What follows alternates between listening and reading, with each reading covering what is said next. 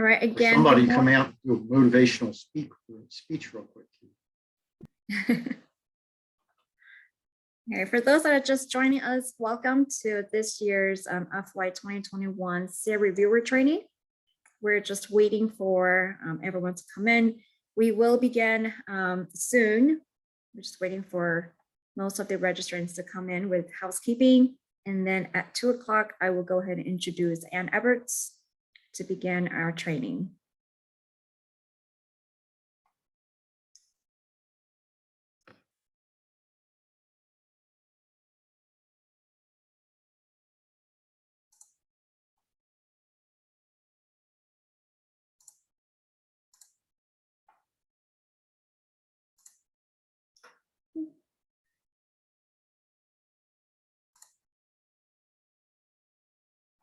All right, people are coming in pretty quickly now.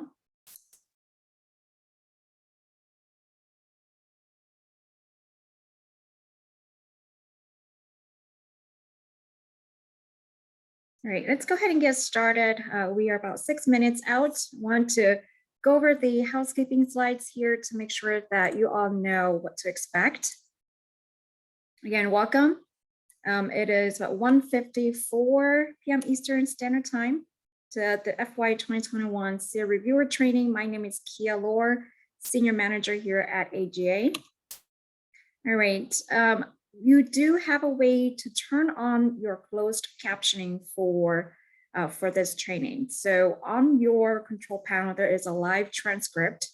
If you click on the live transcript, you'll see that menu there to show subtitle, do the settings where you can change the font, how big you may want to see it. And then if you click on view full transcript, the transcript will be located on your, it will pop up on your right-hand side, just like this screen right here. And then before we end the training, you have, you can save the transcript. We will not be able to save it for you, but if you click on the save transcript button, you will be able to save it to your drive, wherever it may be. So you just have to remember where you will save the transcript to, okay? All right. And then if you have any questions or if you want to chat, there is a chat function on there. Some of you have already saying hi to us. So good morning, good morning or good afternoon, wherever you may be. Okay, that's where we will be monitoring your chat as it come in, as well as any questions that you may have for the panel as we go through the content. So it is one location. I will monitor it and I will respond to your chat if there are any questions you may have. And then there's the speakers will also monitor it for questions on their content. All right, let's go ahead and play a little trivia game to make sure that you can hear us. All right, and here I want you to respond your responses into the chat box. Okay, so Elvis isn't going to have a white Christmas, he's going to have a white Christmas. Go ahead and put your responses in the chat box.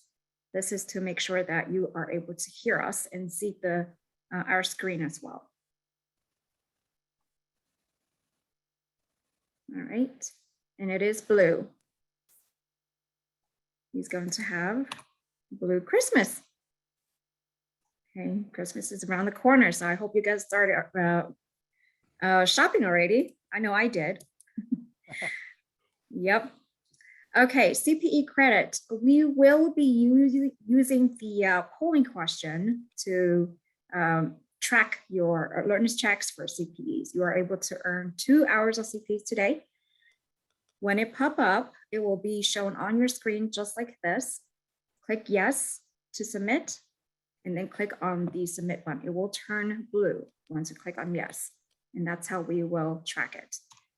Okay, you will receive this little notification on the upper right-hand corner. If you don't receive it, it's perfectly fine. We're still going to be tracking it. Okay, so let's go ahead and do an alertness checks just to do that, just to make sure that our polling works. All right, I will be putting the poll on the screen. So this is the question, the trivia question. And now I will put out the poll, push it out. You should see the window popping up on your screen. Go ahead and submit your response. And then click submit. And if you don't see it, you may have to enable your pop-up. Make sure that you're seeing it. For those that are just dialing in, unfortunately, we will not be able to announce the pop-up or the CPE alertness checks. You'll have to see it, submit it, and then we can track it from there. Okay, I'm going to end the poll. Okay, and the correct answer is B, stink, stank, and stunk. All right, so let's go ahead and begin the reviewer training. Thank you very much for playing. I hope that you guys have fun playing our little trivia game there. Okay, let me go ahead and introduce to you Ann Eberts, our CEO of AGA. Ann, take it away. Always have to unmute first, right? Yes, thank you. So welcome, and thank you all so much for being here. This is an important program, and we welcome you to participate in AJ's SEER review training, and it's, again, and volunteering to contribute to this program. So since its inception in 1997, so yeah, this program's been around for a while. AJ's SEER program has played a really important role in the steady improvement in federal agency reporting. And in addition to providing agencies with detailed comments, which is what our SEER reviewers do, the SEER program also recognizes improvements, innovations, internal collaboration in the development of their reports. So all of these being good practices. The SEER program also recognizes and rewards accomplishments of agency leaders and their staff. And really, this is, I think, one of the coolest parts about the program is it recognizes, the people that put together these reports who otherwise, would just not be recognized and not be, kind of celebrated for the work that they do in helping taxpayers understand what's accomplished during the fiscal year for the agency. So for those of you who have served as SEER reviewers in the past, you probably remember and may have worked with House Steinberg in the course of conducting a SEER review or an agency review. So Hal helped to establish this program with OMB back in 1997, and he continued to serve as the sole lead reviewer, and we'll talk about lead reviewers later, until 2017 when John Hummel and Ken Winter joined our team as lead reviewers. So the reason I bring this up is that sadly Hal passed away at the end of October, and so he'll be sorely missed by all of us who knew him and worked with him. He was a unique and brilliant man and really did much for the profession. So this year, moving forward, so the show must go on even without Hal. But this year, the SEER program is supported by 5 lead reviewers, Ken Winter, John Hummel, Diane Dudley, Wendy Payne, and Jeff Steinhoff. And yes, many of you may recognize their names. They have been leaders in this community for a very long time. And as you would expect, it kind of takes a village to support this program. And Ken's going to be taking on much of the role that Hal played in the program as kind of our Uber lead reviewer. Next slide, please, Kia. So here's the agenda for our training today. Obviously, I'm going to welcome Diane Dudley. Will talk about the SEER program. John Hummel, you'll hear from him about best practices.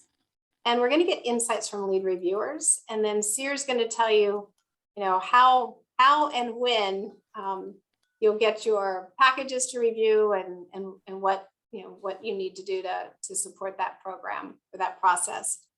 Next slide, please. So these are the folks that are going to be speaking to you, and really I mentioned the others, but what I didn't mention are the names of the experienced reviewers. So we do have a panel that will be a great discussion from Victoria, Dan, and Mark, who have all reviewed and been a part of this program before. So they'll show you their tips and their tricks and their approaches to reviewing. So that will be really helpful, I'm sure. I know it was the first time I participated as a reviewer to hear how others had gone through it. Next slide. Okay, so there is a CEAR board, and as you can see, we have participation from, across senior leadership in government. Diane Dudley is our board chair. She's a retired KPMG partner, and as I mentioned earlier, she's going to be one of our lead reviewers. Tim Gribben from Fiscal Service.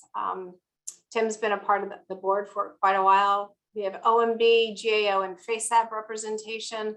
And then we have representation from our two supporting partners, KPMG and Carney and Company have been sponsors of this program since the, KPMG certainly since the beginning, and then Carney joined shortly thereafter to help us support this program. So we've got, like as I said, we've got a lot of great support, good leadership. The board works with us at the end of this program. Once we received all of your inputs on reviews, we sit down with the board and we let them know what the recommendations are for each agency that participated. And so they have an active role in the identification of CEAR award winners, special award winners, and certainly our newest award is the award with value-added distinction. Okay, so Diane, I'm going to turn it over to you to talk about, overview of the program and guidelines, et cetera. So to all, here's Diane Dudley, the chair of our CEAR. Thank you. Thanks, Anne. Good afternoon, and thank you for joining us today.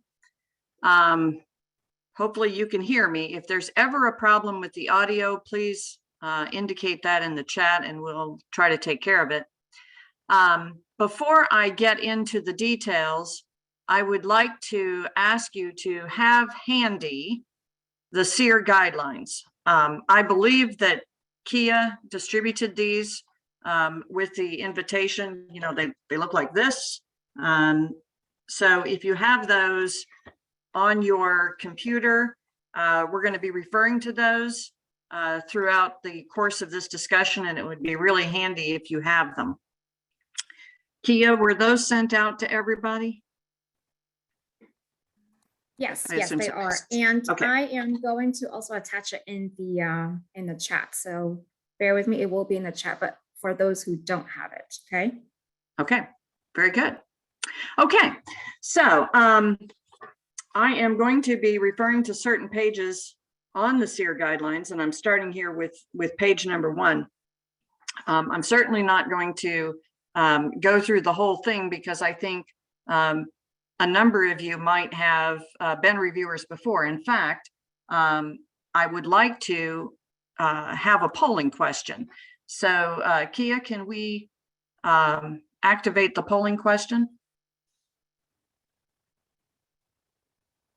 How many years have you been a CEAR reviewer?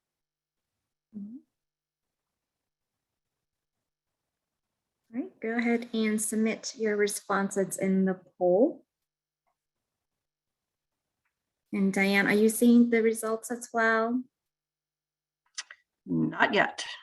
Okay. I will share it in a few seconds here. 92% of you have already participated. Let me go ahead and end the poll and then share the results. All right, and there's your result there. Okay, so it looks like 45% have not been a CEAR reviewer before, and the remaining 55 have, with about 11% of you more than 10 years. So great. Wow. Hopefully, all of you who have not participated before will be repeat reviewers next year, because I think you're going to find that this is a very beneficial program for each of you. So we're going to talk a little bit about the CEAR program. I'm going to highlight some changes that were made to the CEAR guidelines for this year. We'll talk in detail about how to perform the CEAR review. And then I want to highlight something that we instituted last year for the first time, a letter to supervisors for those reviewers that went above and beyond. Next slide, please.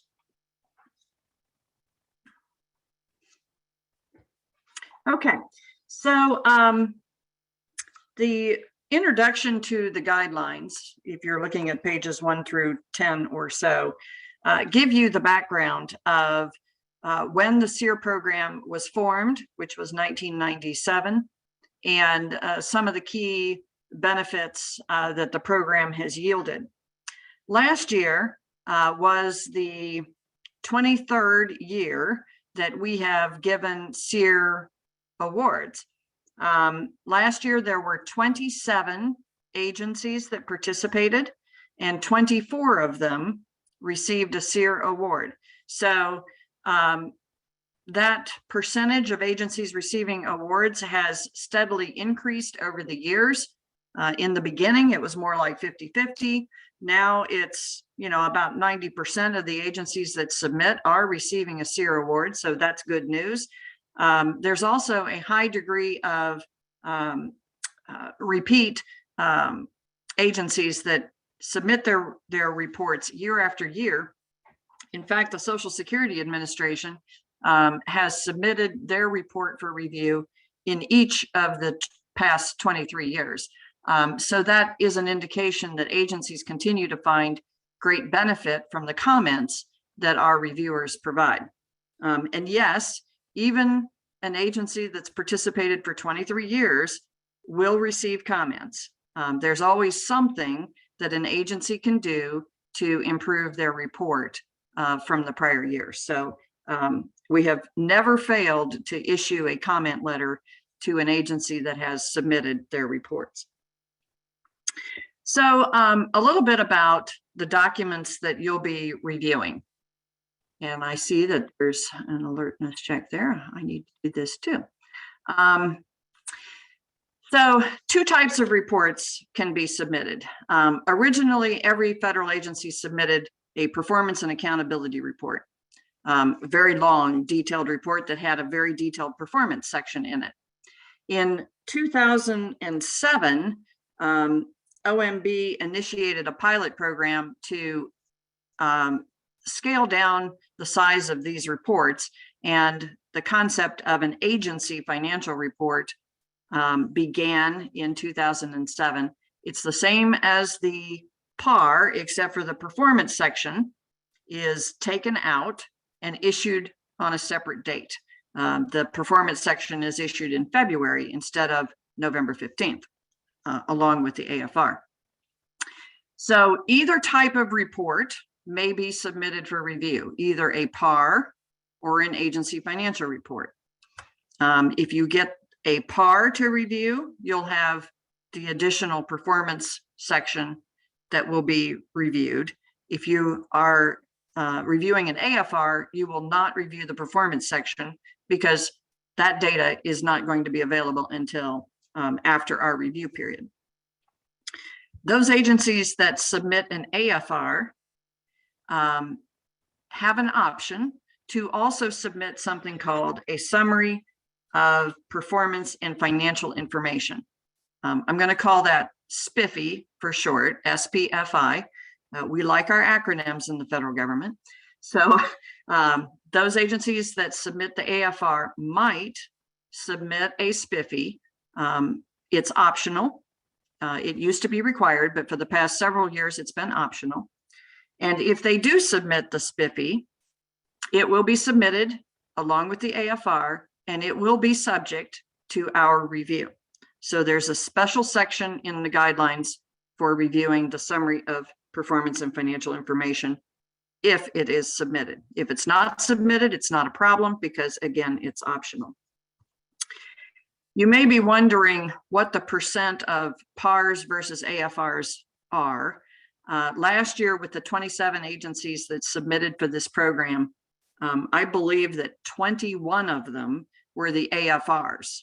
So 21 of them did not include the performance information. 6 were the full scope PARs. So you've got about a 75% chance of reviewing an AFR. You will find out which agency you've been assigned to review in early January, maybe even late December. Kia will talk about this a little bit later, but You'll shortly find out the agency you've been assigned, and then you'll know if you're dealing with an AFR or a PAR. Now, even though that performance section is not included in an AFR, that doesn't mean that the performance information is any less important or relevant to this review. In fact, the MD&A, or the Management's Discussion and Analysis section of the AFR and the PAR, provide a great deal of information about an agency's performance. And quite frankly, you'll probably find that you are going to likely spend the most time reviewing the MD&A because a lot of the guidelines cover information that is included in the MD&A, and you're going to find that that's probably the most meaningful and informative section to really understand what that agency is all about. We spend a lot of time focused on that section to make sure that the information presented is complete, it's understandable, it's balanced, so that both positive performance metrics are included, as well as areas that are still a challenge for that agency. And we are looking for well-written, concise overviews of the agency as presented in the MD&A. Okay, and I know that our experienced panel will probably talk a little bit more about how they go about looking at the MD&A and how they make sure it relates to the rest of the report. Let's talk a little bit about the structure of the evaluation. So there's two main parts to this CEAR program review. The first part is the guidelines themselves. So that's what you're looking at here. It's a very lengthy document. If you were to print it, I don't really recommend that you print it because it's going to take about 100 pages of paper, or 50 if you do two-sided. So it's a pretty lengthy document. And the title of these are guidelines, and that is a very purposeful title. This is not a checklist. These are guidelines. So an agency can receive the CEAR award by meeting the overall objectives of the program and meeting the overall requirements that are in the guidelines. Not every individual item or requirement that's listed in the guidelines needs to be met. So this is not a checklist. You may wonder how this is put together. These guidelines are updated every year, and we update them based on primarily OMB Circular A136, which is the Federal Financial Reporting Guidelines.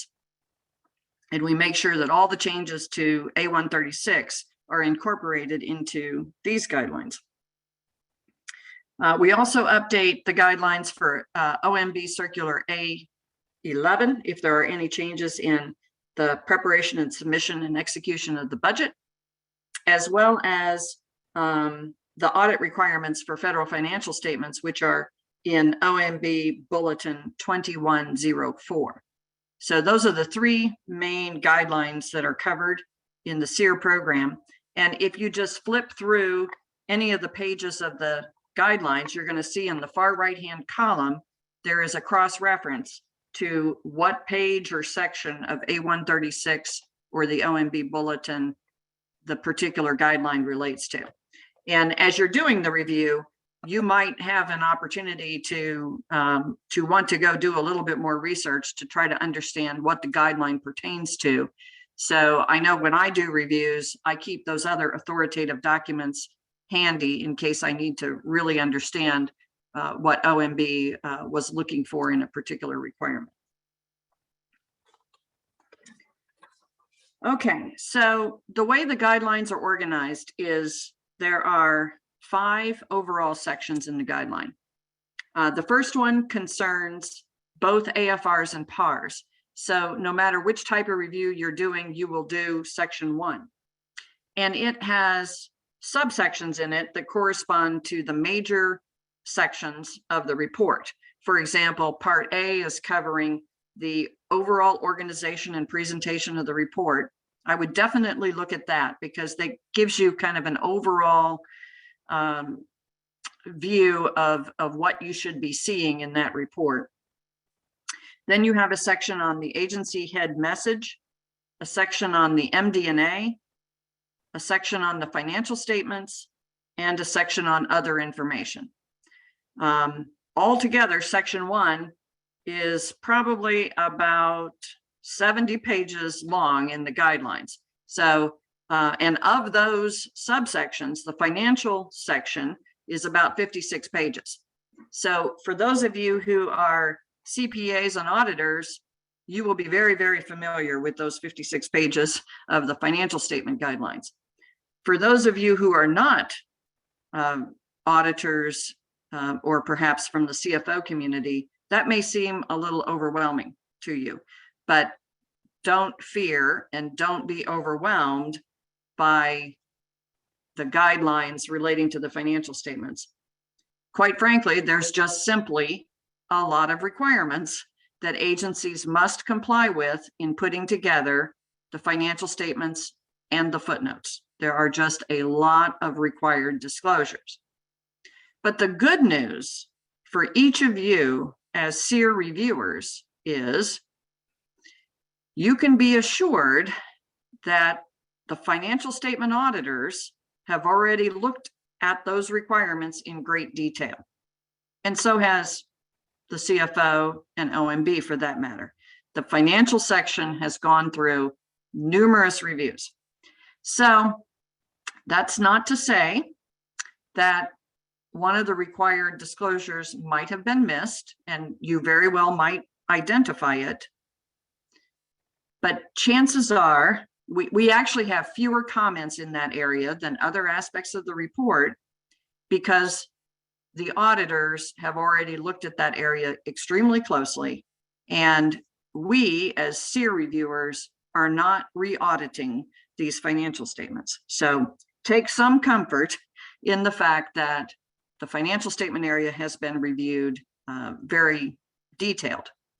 Now you'll look at the financial statements because one of the things you'll be doing is when you review management's discussion and analysis and they discuss what's going on in the agency and what's happening financially, you'll be going back and forth to the financial statements to see if the MD&A information is consistent with what you're seeing in the financial statements and footnotes. So you will be reviewing it, but again, we're not auditing it like the Inspector General or the independent CPA firms would do.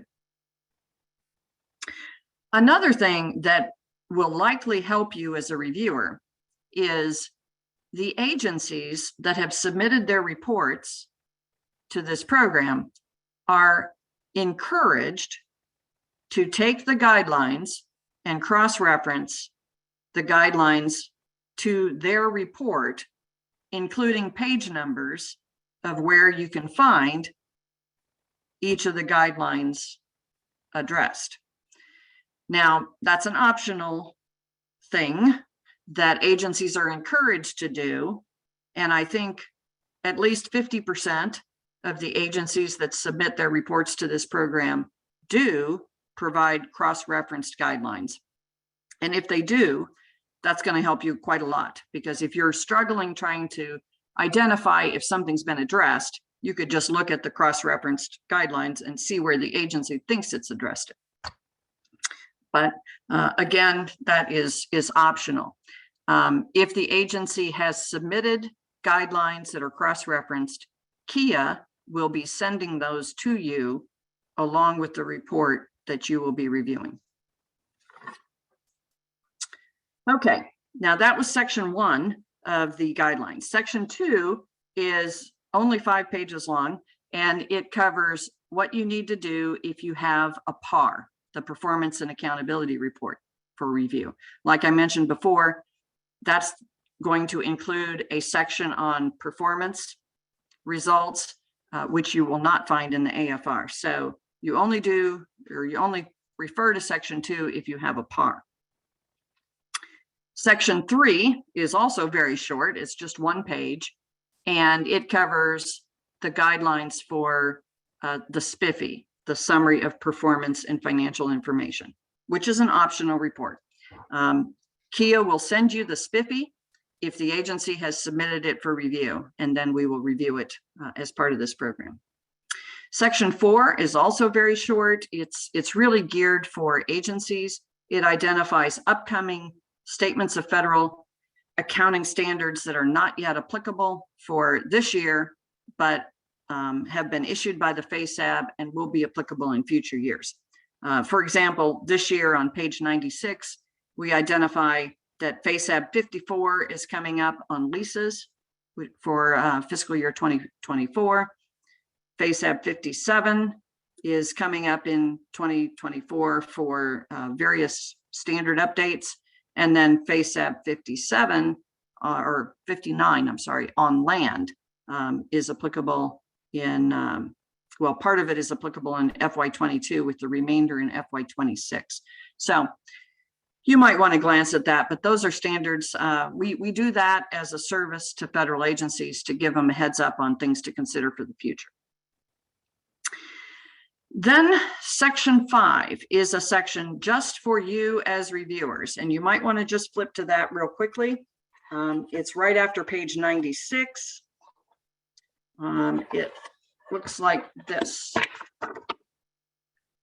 Noteworthy features is how it starts off. And you will probably want to take a look at this before you begin your review, because section 5 is what you will submit to AGA along with section 6, which is your preliminary vote. So this is your deliverable as a reviewer. So we're going to just spend a minute looking at what this deliverable will look like. AGA has posted these guidelines and these 2 sections on the AGA website in a Word format. So you can copy this down onto your computer and you can complete these documents in Word. In fact, that's what we ask you to do. We would like you to go ahead and use Word rather than handwrite your comments or submit in any other sort of a format. We really need them in Word so that the lead reviewers can combine comments from each of the reviewers on your particular assigned agency. So what you'll do here is, as you're going through the review, you will take notes as to any noteworthy features that you observe in the report. So these are generally things that you believe the agency has done particularly well. They are often things that we might consider for a best practice award or a special award, which we'll be talking about shortly. But this is an area to just jot down best practices, things that you think are particularly good. Then you'll probably spend the most time on recommendations for improvement. So there are 2 different ways that you can set forth your recommendations. One would be to kind of fill in the blanks on pages 2, 3, and 4, and 5 as to what you're finding. But really the most popular way, the general way a person submits their recommendations is to actually type out the recommendation as you would expect it to be presented to the agency. So we'll talk a little bit about the components of what a recommendation should include. So at the bottom there of page 1 of section 5, recommendations should specify what the weak practice that you observed is. So what's the issue? What problem did you find? Second, indicate the page number in the AFR or the PAR that you found the issue. Third, what is the recommendation to correct the issue? And 4, why will this benefit the agency, or what is your rationale for the improvement? So these are the elements of the recommendation that we are looking for. So you can see on the next page, you can just fill in the blank on each of those 4 aspects of a recommendation on what you're finding. And then if you do that, the lead reviewer will take your elements and work them into a recommendation. Or you can just skip all the way to page 6 and you can just write out your recommendation.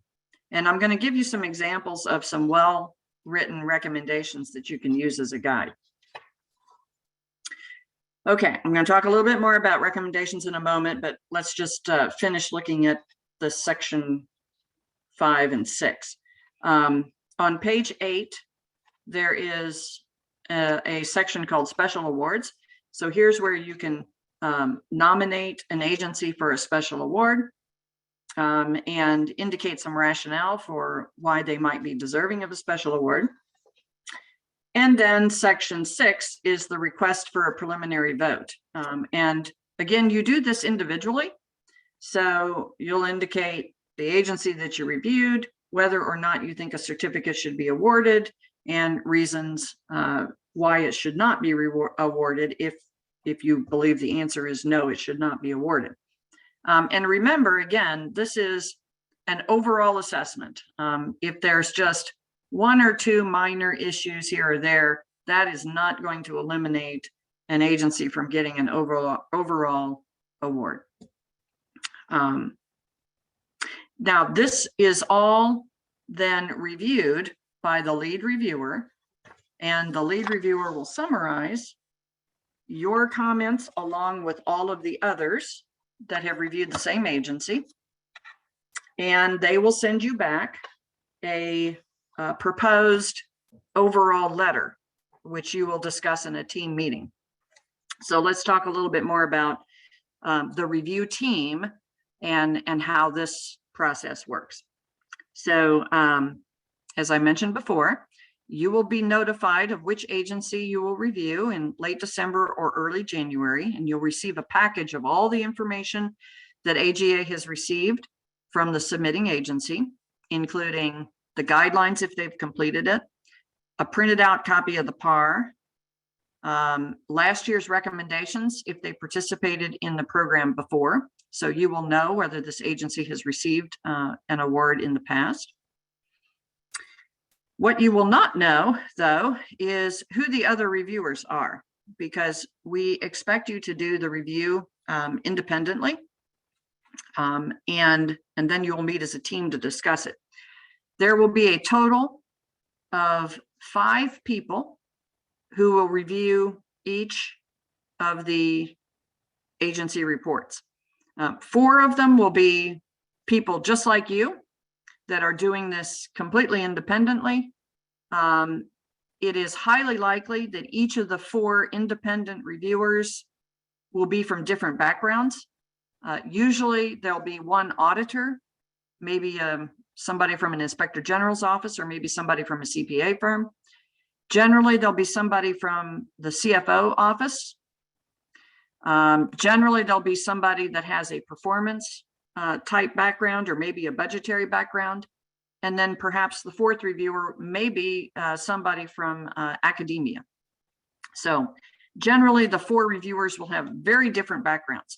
And that is one of the key benefits to the program, because each reviewer is looking at the report from a different perspective, a different background.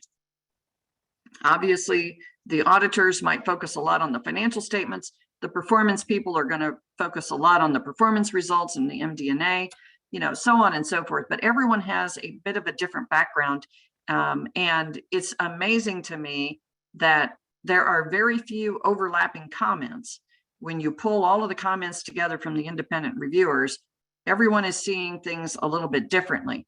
And when you put all those comments together, you really do get a complete package.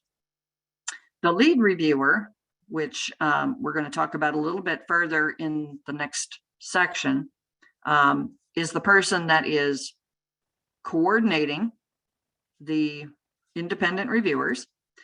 They will call together a team meeting that usually happens in March.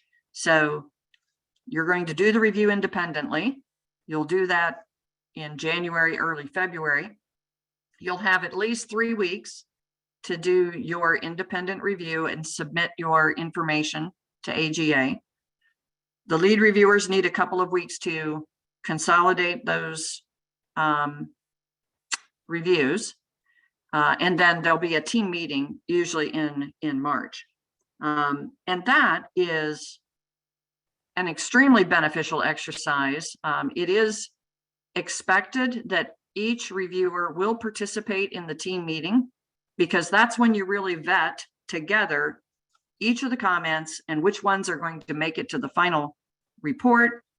And you'll look at the wording of them and make sure that your ideas have been appropriately captured, and that the overall letter makes sense. And I think you'll get a lot of value out of that. And in fact, that's the time whenever you find out who the other reviewers were for the agency that you've been assigned. And that meeting usually takes about 2 hours. And it's a great networking opportunity as well, because you're bound to meet some people that perhaps you don't have an opportunity to meet in your normal day-to-day work.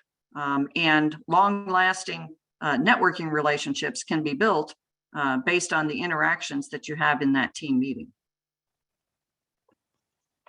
So ultimately, after the team meets, a recommendation will be made as to whether that agency receives the CEAR award. And you will also discuss as a team whether there are any best practices that you want to submit to the CEAR board for consideration of a special award. The CEAR board will then meet in April, and they will review the recommendations for special awards, and they'll identify which special awards will be given and who will receive them. And ultimately, this all comes together at the CEAR Awards dinner, or for the past 2 years, it's been virtual. We're not sure what's going to happen this year, but late May, early June is the time frame for the CEAR Awards event. Okay, I should also mention that you'll be reviewing these guidelines when you're reviewing the report, but these are not submitted to AGA.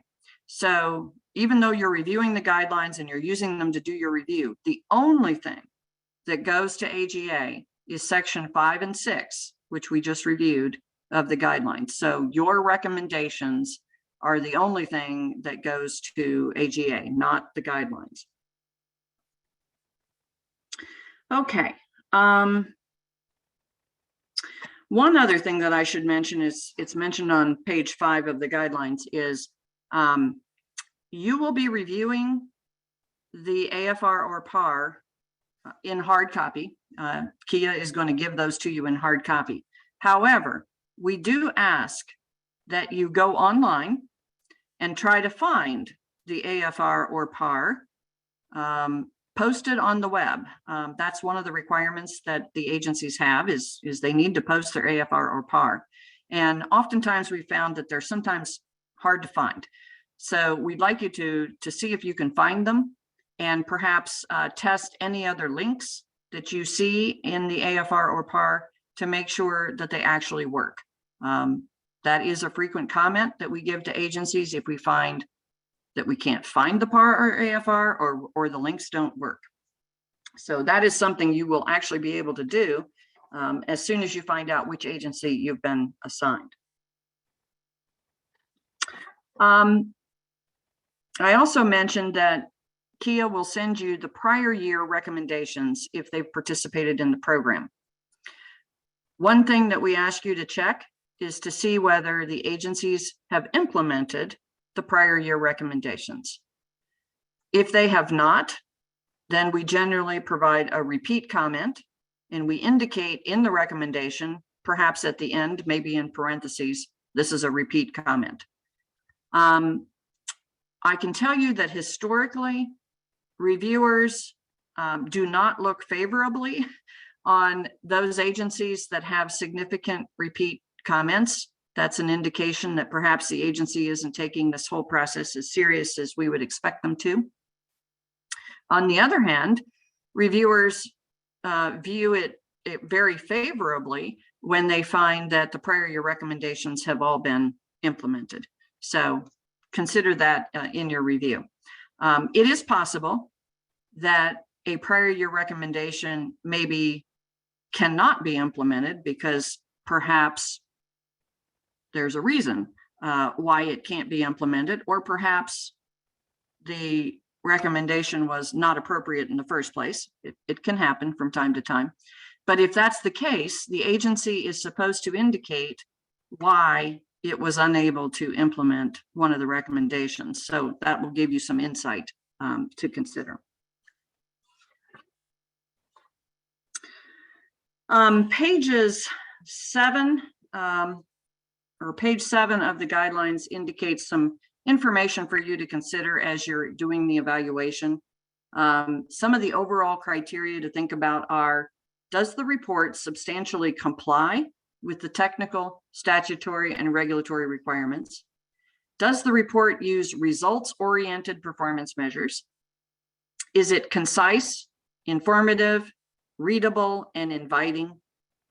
And does it generate, or does it demonstrate coordination among all of the parties that put together the report? And I understand that one sometimes confuses people because folks are wondering, well, how can I ensure that all of the parties who put together this report actually coordinated among themselves?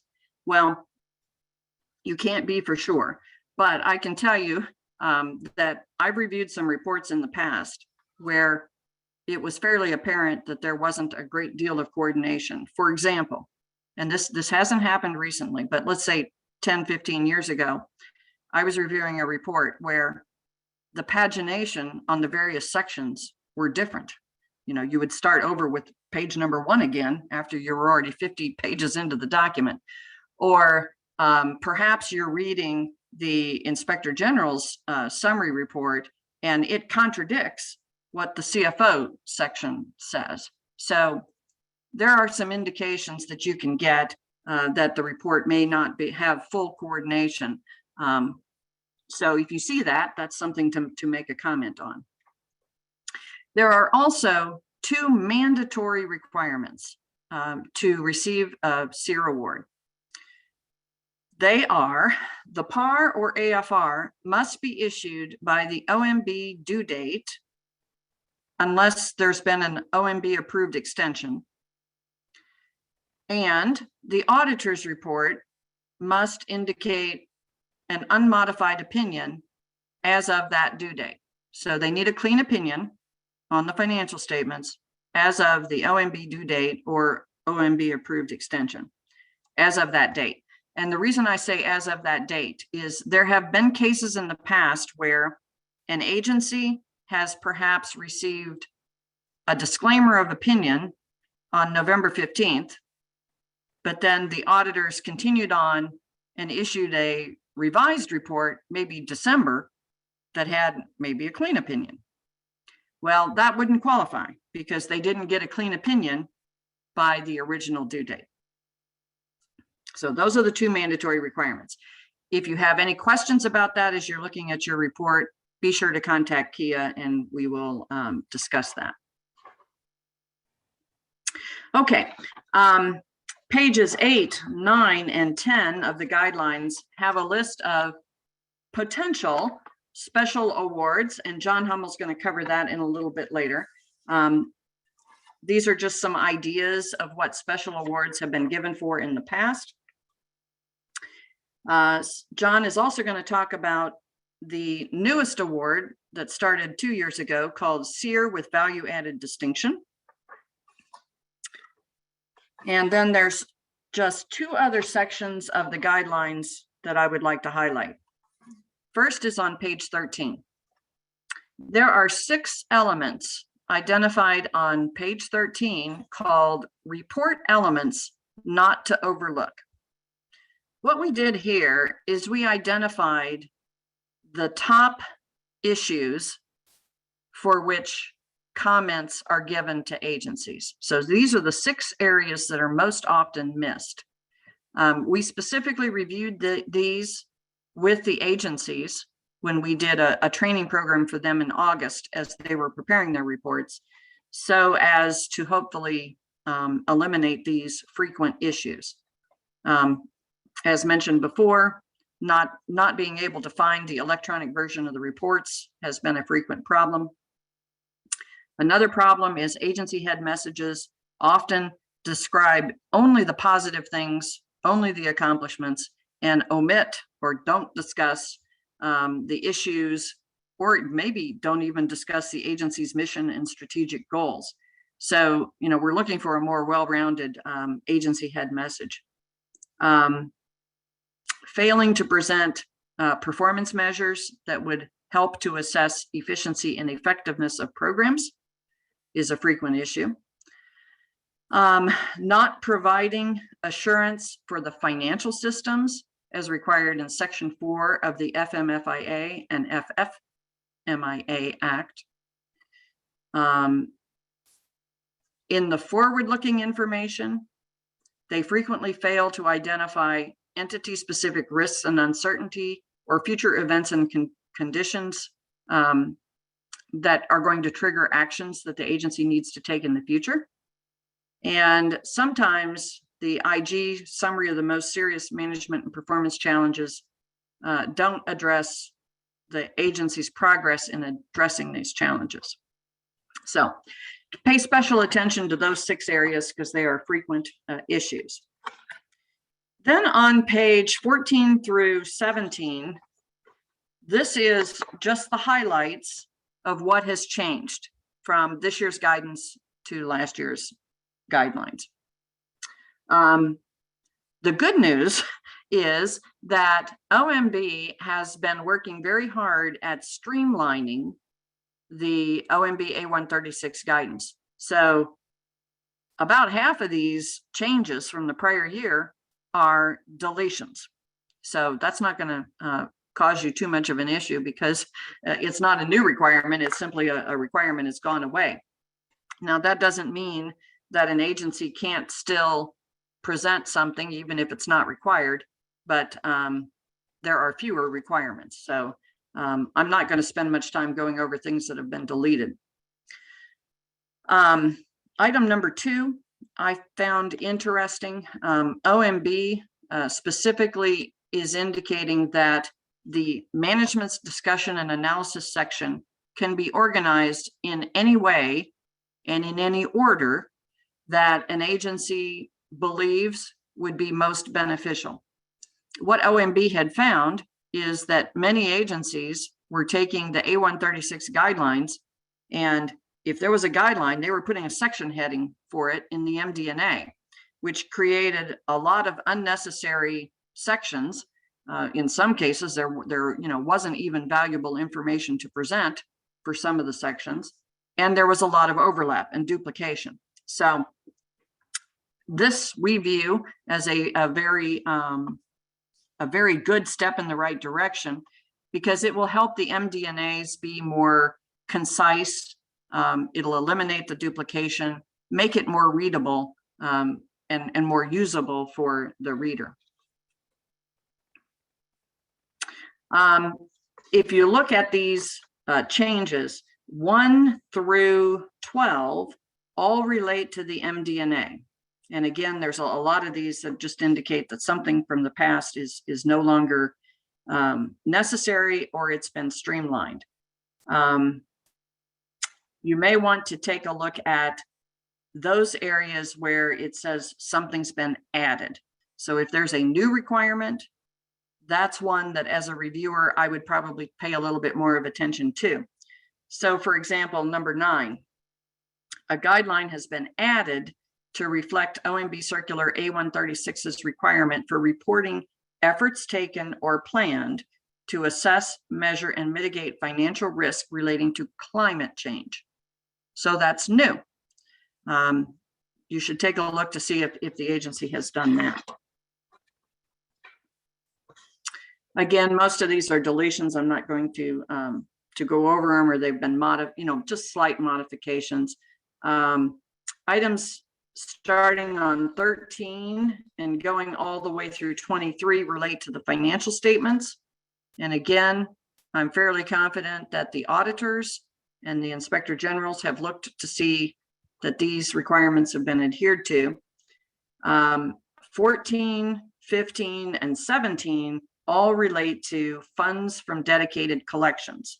So there's OMB has added some guidance to encourage a certain presentation of funds from dedicated collections. And so these guidelines have been modified accordingly.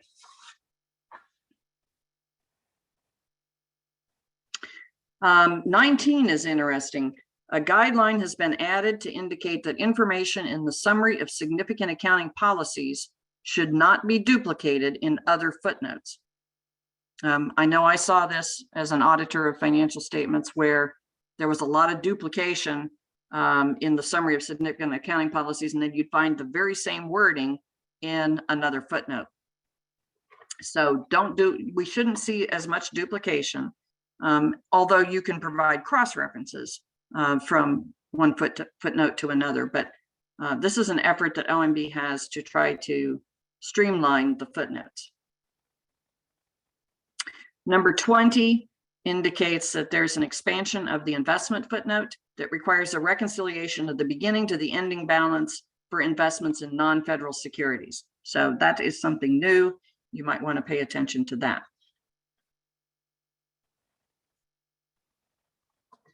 And then 24 and 25 relate to other information. The other information requirements of the AFR and PARs, they definitely have been streamlined.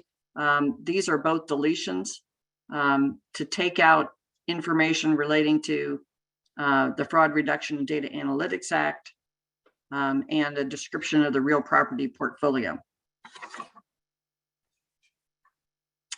Item number 26 relates to PARs.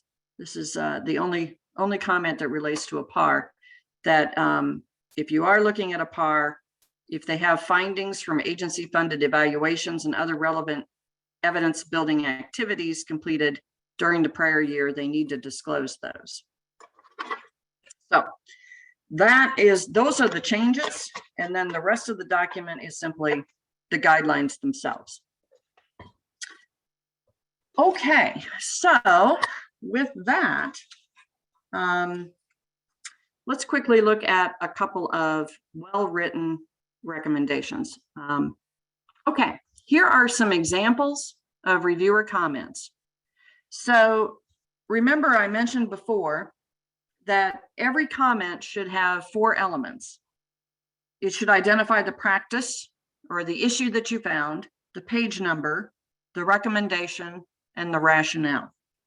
So you've got these slides, and you can look at some of these at your leisure, but let's just look at one of them. On the first one, you can see it identifies the page number very clearly.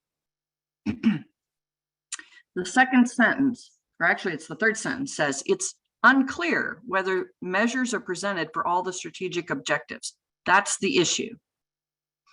Providing an explanation of why the measures are key and how many additional measures there are, and designating the corresponding strategic objective goal would help clarify what measures are being presented and how representative they are of the strategic objectives and goals. That last sentence covers both the recommendation and the rationale. So I think you'll be able to easily pick out the 4 elements of the recommendations in each of these comments. So these are written in the way that we would normally present them in our letter of recommendations. Next slide, Kia. Here's one on editorial matters. And again, it indicates the page number, the issue, the recommendation, and why it's important.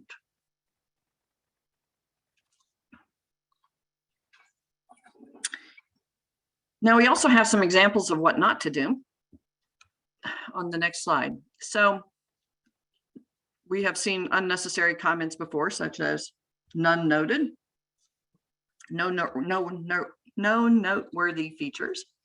We don't need to have that comment. Next slide. We have received submissions in an email without completing the summary that say something like, my comments are very minimal. Mainly they didn't do something or another. And then the positive feedback, the report used graphics in a very effective manner. These do not cover the elements that we need. We need page numbers, we need the issue, we need the recommendation and why they need to do it. So this is not an effective review comment.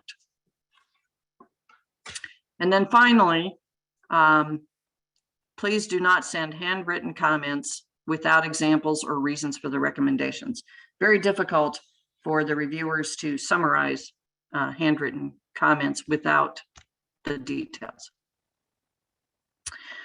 And then I mentioned earlier that we have started something new, just started last year, a reviewer's letter to the supervisor. We understand that this is a time-consuming process, and we value all of our volunteer reviewers' time greatly. We know that this is going to take you anywhere from, say, 12 to 24 hours to do this review. And for those reviewers who go above and beyond and provide us meaningful comments, well-written, they have all of the elements of a finding, and they participate in the team meeting, we decided that we would write a letter of commendation or a letter of appreciation to the reviewer's supervisor. We did this last year for the first time. Not everyone receives this, obviously. This is for those who go above and beyond. In fact, just to give you an idea, last year we had about 100 reviewers and only 14 received a letter to the supervisor. So, 15% or so of the reviewers will get this special recognition. And we hope that it helps in your annual performance review, for example, to let your supervisor know of your contribution to this program, because we certainly appreciate it. Okay, so with that, I would like to turn this over to John Hummel, who has been one of our lead reviewers for many years, and he's going to tell you about the role of the lead reviewer and some best practices. John? Well, thank you, Diane. Really appreciate that. I know that when this whole session started, we were talking about the lead reviewers in the past and our loss of Hal Steinberg, which has really had a big impact on the whole lead reviewer structure. When I first started reviewing, doing these CEAR reviews, Hal was the only reviewer at that time, lead reviewer. And it was kind of funny because I had the same questions everybody has now, like, where the heck is my comment? Where did it go? It seems to have disappeared. And Hal would always just say, oh, no, well, it was in this area and we covered that in this area. And so, take a look at that. And of course, you'd look and you'd kind of see it, but really it ended up getting written the way that possibly he had written it or someone else, but that happens. We had to, though, with Hal, our loss of Hal, take a look at the assignments for the lead reviewers, because frankly, last year I did 6 review teams. Ken Winter, who is our new lead of the lead reviewers, did 7, and that's 13. And then Hal did the rest to get up to 25. So Hal, even this past year, did an incredible number of reviews of federal AFRs and PARs. So turn to the next slide just for a minute, Kia. Then I want you to come back if you would. Because what we decided was, okay, we're not going to make it with just Hummel and Winter, and Hummel and Winter kind of decided that too. We don't want to do all that stuff. So we said we need some more lead reviewers. We were just wonderfully fortunate to get, first of all, Diane Dudley, who spoke before me. You can tell that she really knows what she's doing in the field. She, of course, is still the chair of the CEAR board, and she was a senior partner at KPMG in charge of the federal audit practice there, a sizable practice. So Diane's great to have on board, no question. Jeff Steinhoff has agreed this year to be a lead reviewer. And of course, Jeff was with Government Accountability Office for years, and he was serving directly under the Comptroller General. Possibly he might have had a position of Deputy Comptroller General, not sure, but he was a high-ranking official at GAO. And Jeff has recently become a major author. I mean, he's published an awful lot. I see his articles in many of the professional journals. And then Wendy Payne, holy cow, she was the executive director of FASAB for many, many years, and it will just do terrific as a lead reviewer. So we will now have 5 lead reviewers, and we're going to try to distribute the work effort pretty much evenly between those 5. So can you go back now to the previous slide, Kia? Thank you. Okay, well, each one of these teams, as Diane said, is ideally is a 5-person review team. That is the lead reviewer plus 4 people. And Diane got into the characteristics of the 4 other reviewers on the review team.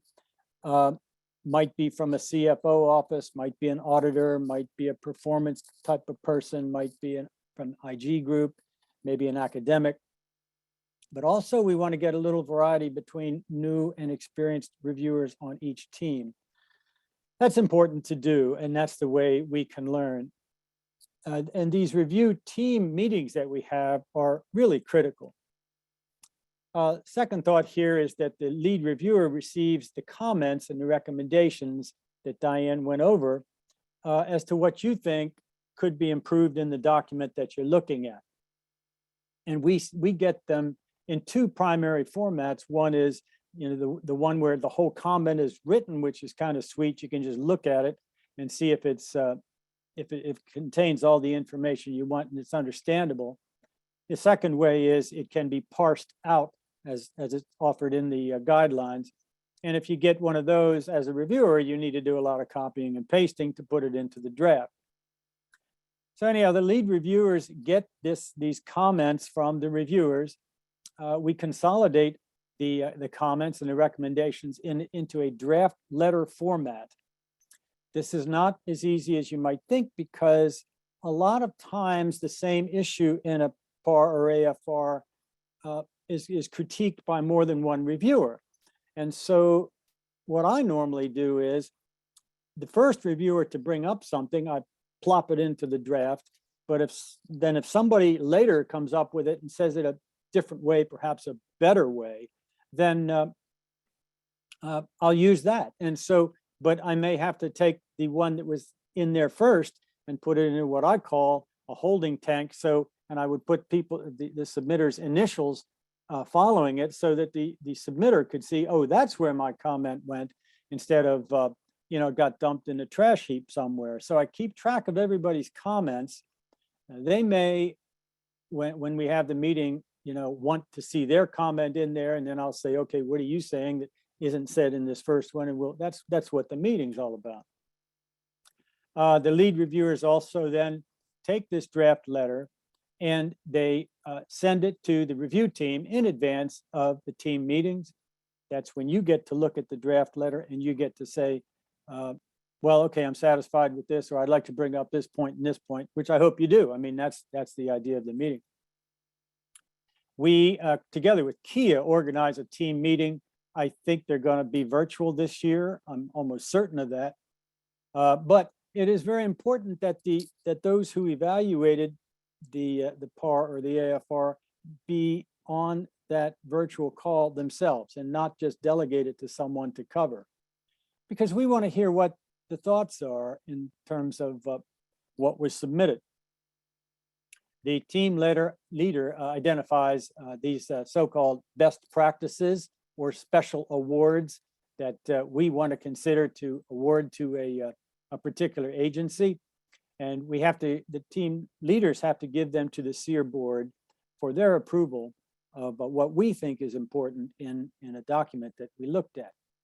And we, as lead reviewers, identify candidates for the CEAR, the Value Added Distinction Award. Some other places it's called the Distinction Award, but it's just remember that word, distinction. All right. Well, the point is that what we're trying to do here is not only write findings and, critique the documents we're looking at, but also to give these agencies a pat on the back. We used to just submit letters to the agencies that were always critical. I mean, just totally critical. And so I'll take credit for this. I think I told Hal, I said, Hal, these things are horrible to read. I mean, it's just so negative. So we agreed, why don't we give them some noteworthy features up front to start out on a positive footing. And so ever since then, that's what we do for every letter that we send to a federal agency. We give them and identify some noteworthy features in their report. If there are none, we're not going to cite any, but normally there are, if you think about it. And there are no rules for these. And so when you're looking at what you're filling out and sending to the lead reviewer, if you're a new reviewer, I've heard this many, many times. They say, I just didn't know what I was doing. I don't know what's a noteworthy feature. I don't know what should be a special award. Well, maybe you don't. But what I would like you to say is just be honest with us. If you feel something in your heart, I want you to explain it to us. I would get a lot of benefit out of that. I can probably get something out of it if you tell me what you thought when you read it. For example, you might have just been wading through this document. You're on page, 120 or something. And then all of a sudden you see something that kind of pulled it all together, or that kind of got you excited. And you said, well, this I can understand. Why didn't they say this up there? Man, as a lead reviewer, I think that is terrific coming from a new person. So you new people, anything that you think is great, just pull it out and say why you think it's great. All right, I say that certain parts of an AFR may be new. Now, we haven't mentioned this, but sometimes you find the best written stuff and the most relevant by looking at the document from the prior year itself, and then looking at the current year and seeing what has changed. You ought to consider that, because I do that on every one, and I find, oh, they rewrote this whole 5-page section. I bet they did that for a reason. And then you look at it and you can give them a nice positive pat on the back for having done so. You're looking for areas that may be attractive, clear depictions of the organization's structure, processes, outcomes, efficiencies, goals achieved, and personal vignettes. Personal vignettes are very popular. Great example was the Peace Corps, which always cites volunteer efforts and what individual volunteers are doing. We laud the agencies and the reviewers for providing and identifying these points. Secondly, certain features provide organization within the AFR. A lot of times those are appreciated because these are long documents. There might be internal links, which would be great. Footers, headers, colors to indicate, oh, I'm still in the MD&A, or maybe you're really deep into it and you're saying, oh, okay, gee, I'm back where we're talking about, the performance measures and results and that kind of thing. There's some any way that they help to keep you focused when you're going through these documents is appreciated. Those are noteworthy features. But then there are more significant awards called special awards. And these are in the general areas cited on the guidelines, pages 8 to 10. And just briefly, I'd like to turn to the guidelines, pages 8 to 10, and you will see a heck of a big list of possible titles for the special awards. Now, first of all, don't get hung up by these titles, because we'll take any special award and we'll create a title if we need to, because it should be recognized. A very popular one on page 8 is the report tells a story. Somebody said, I like this part because the report tells a story. And I'd say, typically, oh, what story does it tell? And then hopefully the person would say, well, I like, it started out on page 3 and it went to page 15 and it showed the history of the organization, maybe something like that. That's the story. but if you're going to say it tells a story, be ready to say which one. Others on the next page, page 9, frequently asked questions. A lot of times the preparers of a PAR or an AFR know about what is frequently asked and they want to answer that. A little bit farther down on page 9, how about the agency head message? Does that tell you about the organization and how they did this year? Did they dare to have any challenging points in there and how they did on their challenges? Gee, a lot of times you don't see that, but if you see it, that's a wonderful example from an agency head. And then they continue on page 10. Here's a good one, a third of the way down on page 10, the COVID-19 response. More on that in a minute on the CEAR with Distinction Award. But I'm betting that this year, COVID-19 descriptions for some agencies are going to be outstanding. A little bit farther down, the IG's summary of most serious management and performance challenges. I love the IG's letters because, believe me, those guys have no inhibitions. They put it out there. You may agree with it or not, but I just enjoy seeing it. And then the final point is the responsiveness to prior year's CEAR recommendations, because you will be looking at the responses to last year's recommendations and you'll have a couple reactions to that. One might be, hey, they really seemed concerned about this. They made an effort to change. Or maybe this has been around for 5 years. I wonder who's wrong. Is AGA wrong, or the reviewers wrong, or is the agency wrong? And you kind of have to make that decision. Nevertheless, these special awards are things that are above and beyond the awarding of the certificate. Turn the page if you would, Kia. Next slide. All right. We had some examples of noteworthy features. I cited this one because this came from education, believe it or not.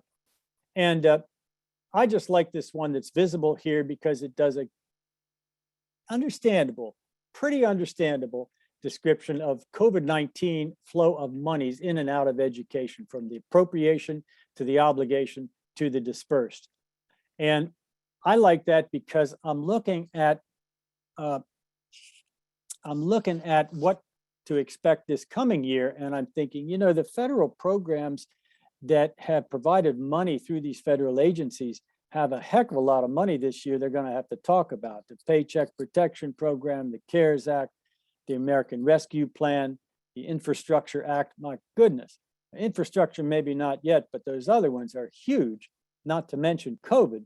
So I don't know how agencies are really going to help readers get a handle on this. This is not a bad way if you can picture it. By the way, I tied the numbers in on this thing, even to the financial statements, which was amazing.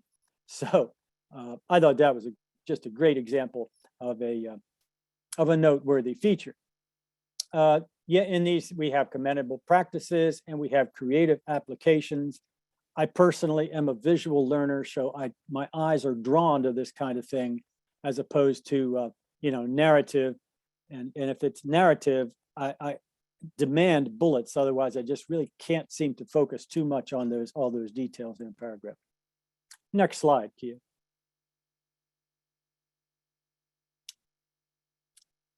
All right, and then come these special awards. Not every agency gets a special award every year, far from it. I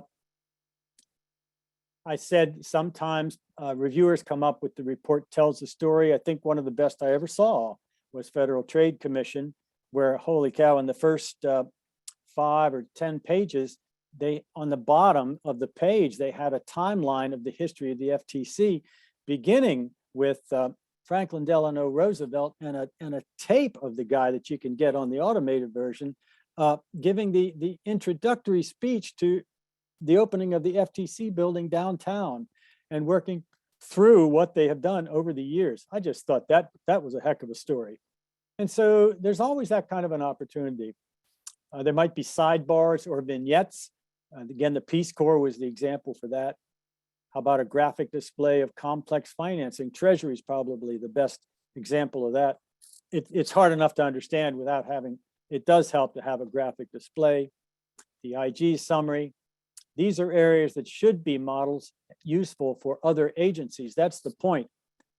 Noteworthy features are just on the letter to the agency. Special awards are given at the annual meeting and made available to all of those who want some kind of illustrations of good examples in a particular area. And so this information for special awards goes throughout the federal government. Reviewers who want to cite something for a special award must tell the review team why. And the awarded areas, they don't need to be new this year. It might be something that has been there for years, but maybe we as reviewers just didn't think about it very much. What's the process for special awards? Next slide, Kia. Well, the reviewer identifies an area and provides bulleted support to the team. It doesn't need to be bulleted, but it does need to highlight the points and the reasons. The team discusses this special award. The team then makes a recommendation to the CEAR board, and the CEAR board discusses each award and makes decisions. I'm not sure how many special awards we had last year. Kia probably knows that, but anyway, there are a lot of them. Next slide, Kia. Okay, and the new award is the CEAR with, some people add value added, but it's really CEAR with Distinction Award, which was, it's offered up to the board by the team leaders. And this is the biggity big deal award.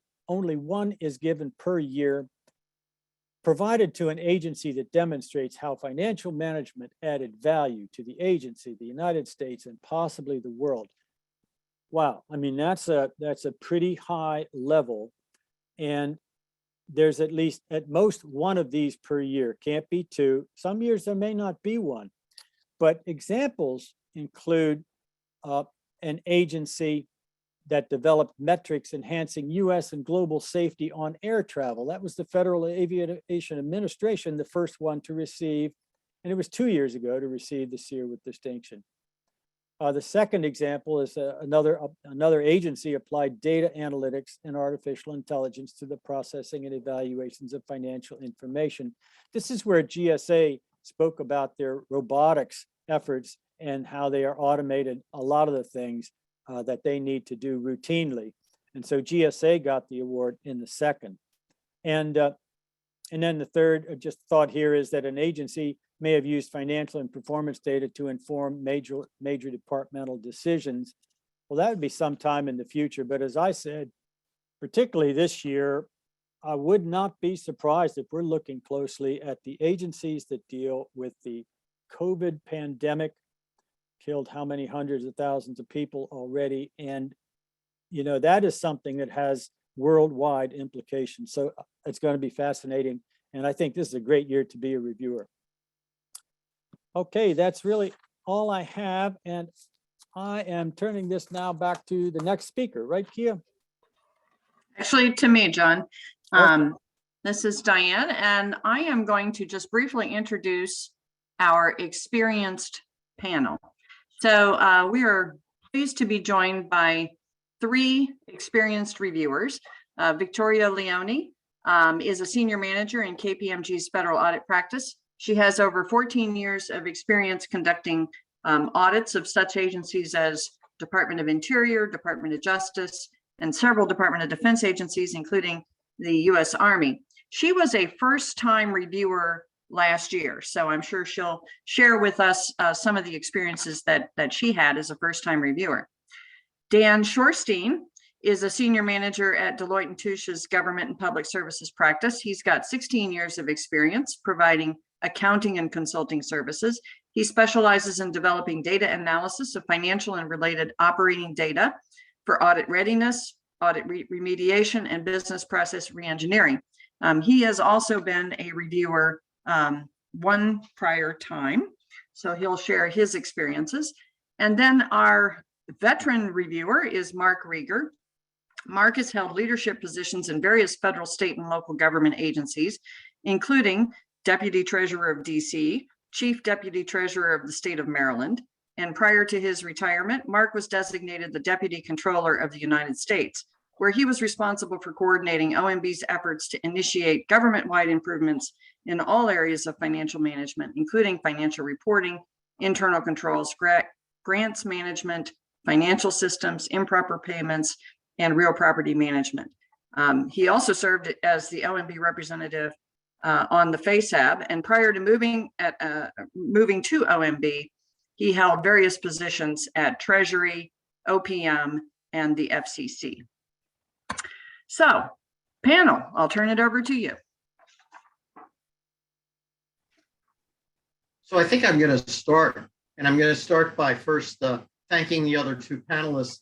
You've got a lot of information from Diane and from John, but the three of us have done this. I don't want to say they haven't. John has been a reviewer, leader reviewer for a long time, but the three of us have been sitting down looking through agencies' financial statements and reading these things. So our comments will be a little different, and we'll try to make this a little more interactive at the end of the three of us giving you some comments. We're going to let you ask some questions. I'm going to start by talking about the goals of the agency's reviews. You've heard some of this before, but it's really about not doing an audit. I know many of you are in public companies and you're actually auditors. Thank you for your service. Those in federal government, thank you for your service putting these documents together. But in real life, this time you're reading a book. We really want you to read the document as if you're not an auditor and you weren't a compiler. We want you to read it as if you are an informed citizen, somebody who kind of is in the financial world, you care about this stuff. And as you read through all this material, it should tell you a story. It should tell you the financial story of the agency. It should be comprehensive. It should tell you the positives, the things that went right, the things that went wrong, the challenges they face. John was talking about COVID. I cannot imagine that there isn't an agency out there who's not going to say something about all the changes that have occurred this year with COVID and some of the other things. How do we do this? How have we done it in the past? Well, we haven't had this COVID issue going on, but we have had other issues to deal with. We sort of do it by just reading the document and getting feeling for how things work. Do things match? Do they look right? We're there and you're here to help the agency do a better rewrite next year on how they did their document. We do look for some specific things that are required by OMB or other statutes and requirements. But the real basis for this, the real concept of what this is other than an auditor looking at it and validating the reasonableness of the numbers so that they can write an opinion, is how does this all fit together? How does it feel? In a qualitative way, how has the agency pointed the reader towards the challenges that the agency has faced? Are they using pictures and graphs and other aids? We're not auditing the process. We're really looking at it as if it's a storybook about the agency's financial year and where they're at, where they came from, but especially where they're going. So that's kind of the guidelines here. Check the reporting. A couple of the speakers so far have talked about one message. What is the message the agency is trying to communicate to you, an informed reader, about the financial condition of the agency? Do the management letters that are included all sort of support this and reflect? One year, I remember that we had a wonderful political report by the leader of an agency, and it was really intriguing and interesting. It had nothing to do with the financial wherewithal of the agency that was created, and we knew that agency had been very challenged by the circumstances. So, you're looking for things. You're looking for that IG letter. You're looking to see, did the agency mention the same challenges that the IG mentions in their letter? Have they talked about how they're addressing that? Is the IG talking about cooperation, working together, or does there seem to be some animosity going on between the two? Because that's always a sign of an issue. The links, I think Diane said it, if nothing else, check the links. It is a big deal. They're telling you a story. Many times throughout their story, they have links to other documents and other letters or other reports. we've tried to, in the past, turn on the links, see what it happens. I know Diane said, don't print out the AFR if you find it online. It could be 50 or 100 pages. Yeah, I did do that one year for a very notable agency, just because every time I pulled it up on the screen, it looked different. And I found out that it wouldn't print. No matter what you did, their agency report literally would not print out when you printed it from the screen. So, you know, we're also trying to do it as a positive exercise, not a punitive exercise, kind of as a skeptical reader, but trying to figure out, okay, when you're finished this, what good things could you say the agency did? And if you had been the writer, what things you wish somebody had noted and said to you about how your document was compiled? And I'm going to stop there for a second and say, Victoria or Daniel, any more comments on this one before we move along? No, I think that that's great perspective. I think Diane and John had good points as well on the overall goal. So I have nothing for me. Dan? Yeah, no, I echo everything that Mark and Victoria said. You know, I think the one thing that really struck me about what you said, Mark, and I definitely resonate with this, is don't only focus on just what the specific questions are that you have to look at. You know, that to me, in my personal way, I think everyone should have their own method of how they go about it, because it kind of depends on what works best for you. I like doing the just read it and see if it makes sense method first, see what I like, see what I don't like, you know, and take note of all of that. And then, you know, kind of after I do that and I've gotten all those notes, see if I missed any of the things that are the important kind of specific guidelines on what I'm supposed to be looking for, because a lot of times you'll end up hitting many of them anyways. Yeah, we're going to repeat a couple other things in a second too, Daniel, but I really do agree with you. I always read through Kia's documents first about all the changes, all the things that have come up in the past year. I try to find last year's report. Hopefully we've got a copy of that to see what the reviewer recommended. But then I do sit down and I read it from cover to cover, not all at once sometimes. And I'm a big sticky note person. So I've got a couple colors of sticky notes, and I put just sticky notes on a page and maybe just a note on the side about what that is. Because sooner or later, as I go through things and start checking boxes and checking things, I want to remember those pages.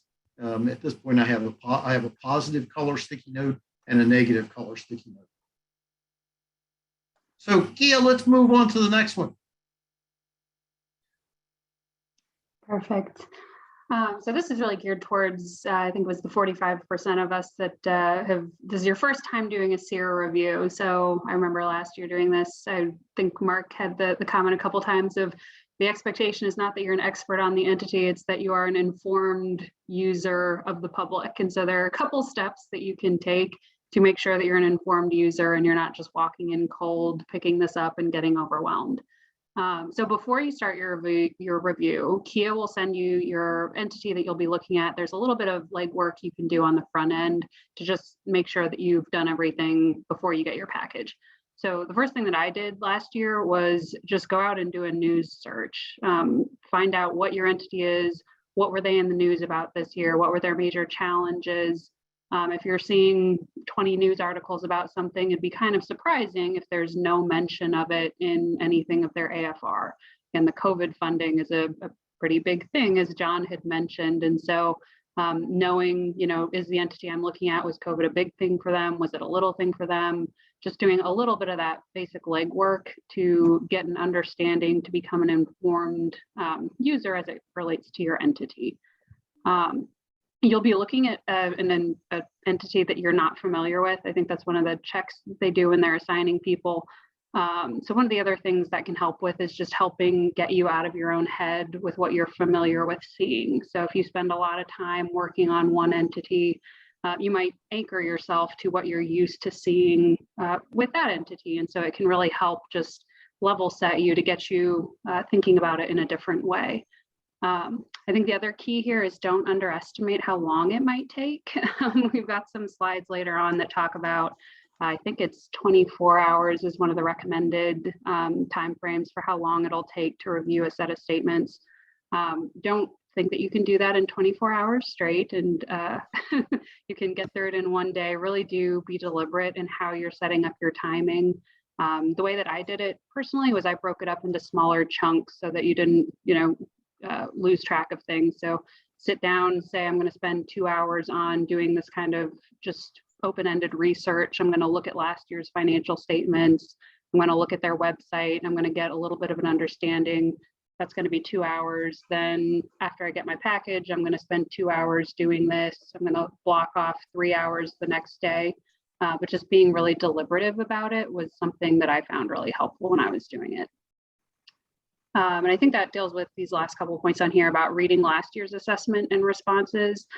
When Diane was walking through, there's the table that has the new requirements. That was really helpful for me to look at because, if there is new presentation, it helps to take a look at that to be aware of what's new. And especially if it's an entity you're not super familiar with, you can look at the prior year statements, look at what you should be expecting to change. That can help kind of guide you in where you're focusing your time.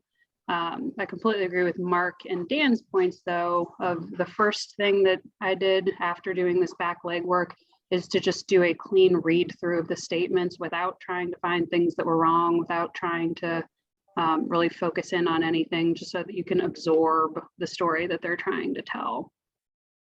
I don't know, Mark, Dan, any other, before you even get your financial statements, tips or tricks? One thing I'll add is, you can, kind of separate the pieces out that you want to have handy. Like I liked having the prior year comments as just a separate document that I just have like paper on the table I can pull up and have ready to go and kind of check each of those. And as I'm going through, once I have the AFR, kind of reference back to be, like, okay, how did they address this? And then, having the guidelines, separately as well. And then, sometimes having the prior year AFR handy as well. I don't remember if that gets sent out in the packet, but if it's, you have it electronically via like a laptop nearby, that can be helpful as well sometimes as a reference. So just kind of having that game plan, I think, is critical. Like Victoria said, I might not have been as organized with what I was going to do during my time blocks, but having the time blocked aside is so critical. Saying, all right, these are the nights or times of day I'm going to work on this, and blocking those off on your calendar so you don't, accidentally over schedule yourself with social events or other things. That way you don't. That way you save the time that's needed. Yeah, I don't think we can emphasize the time commitment. Victoria said, and it is referenced in here, it may take 20 work hours to actually do this. I think that could be a little low, but over the course of 3 weeks, which is really only 21 days, that's quite a bit of time. Set out a calendar. Make sure you get started early. As early as you can, read through that document. I think in your first read of the document, you're going to figure out where you're going to spend the rest of the time. As somebody or multiple people have mentioned, the financial section, interesting. I'm a CPA, I'm a finance guy. I like to read that. But, other people have looked at that, not a whole lot of surprises out of that. Sometimes it's just boring as can be, but other than to say, gee, they could have told this story a better way. They probably couldn't. Those things are pretty well scripted.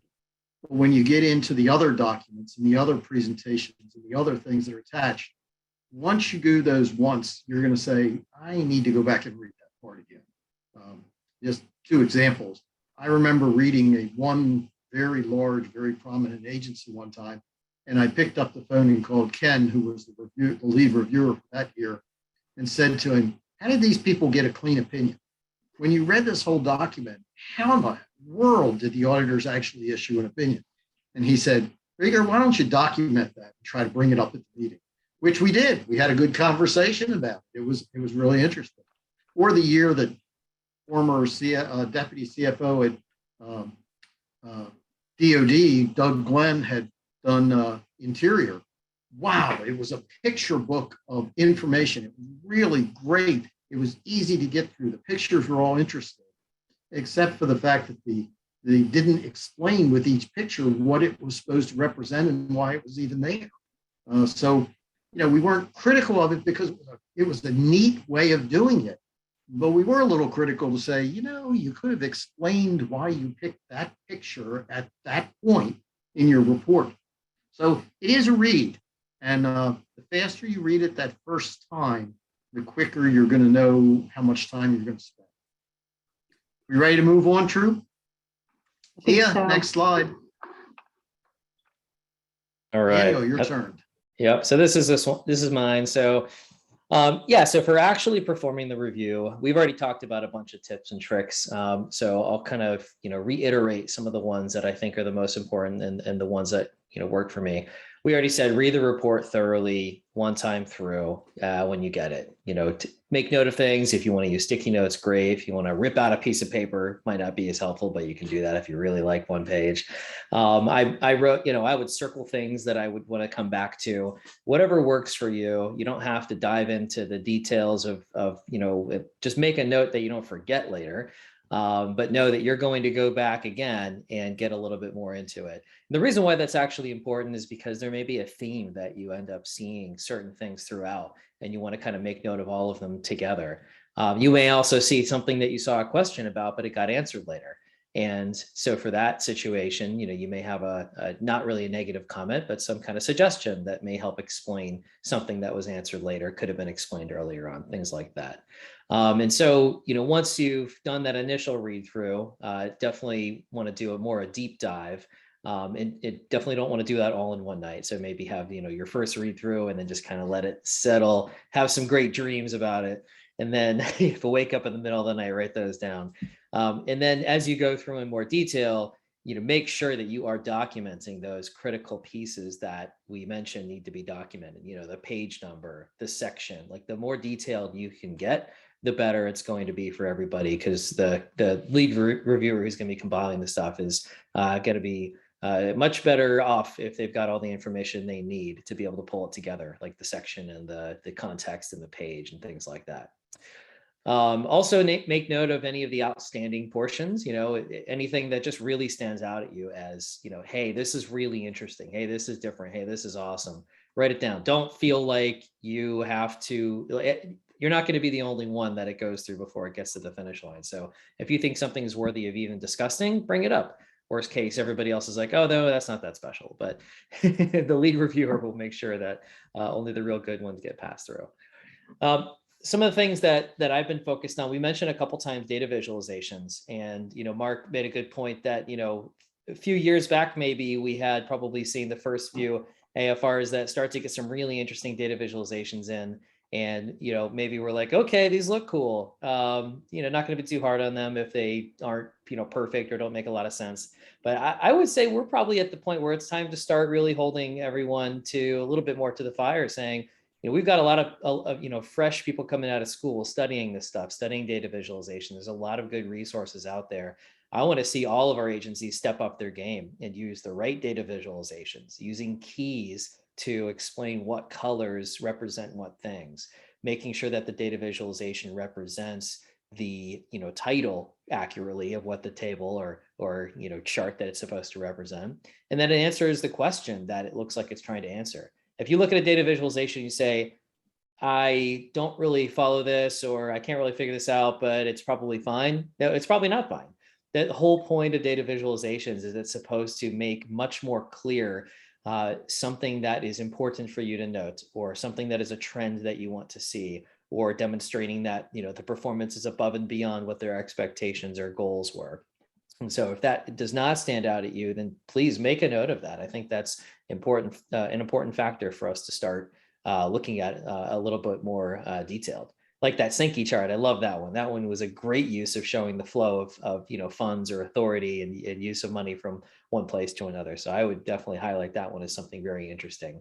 But I've seen other ones where it looks neat, but I'm not sure what they're trying to say here, and it doesn't really make as much sense to me. And there's colors, but they don't explain them. So what's the point? So those are ones where I would make the comment and suggest they look a little bit more into it.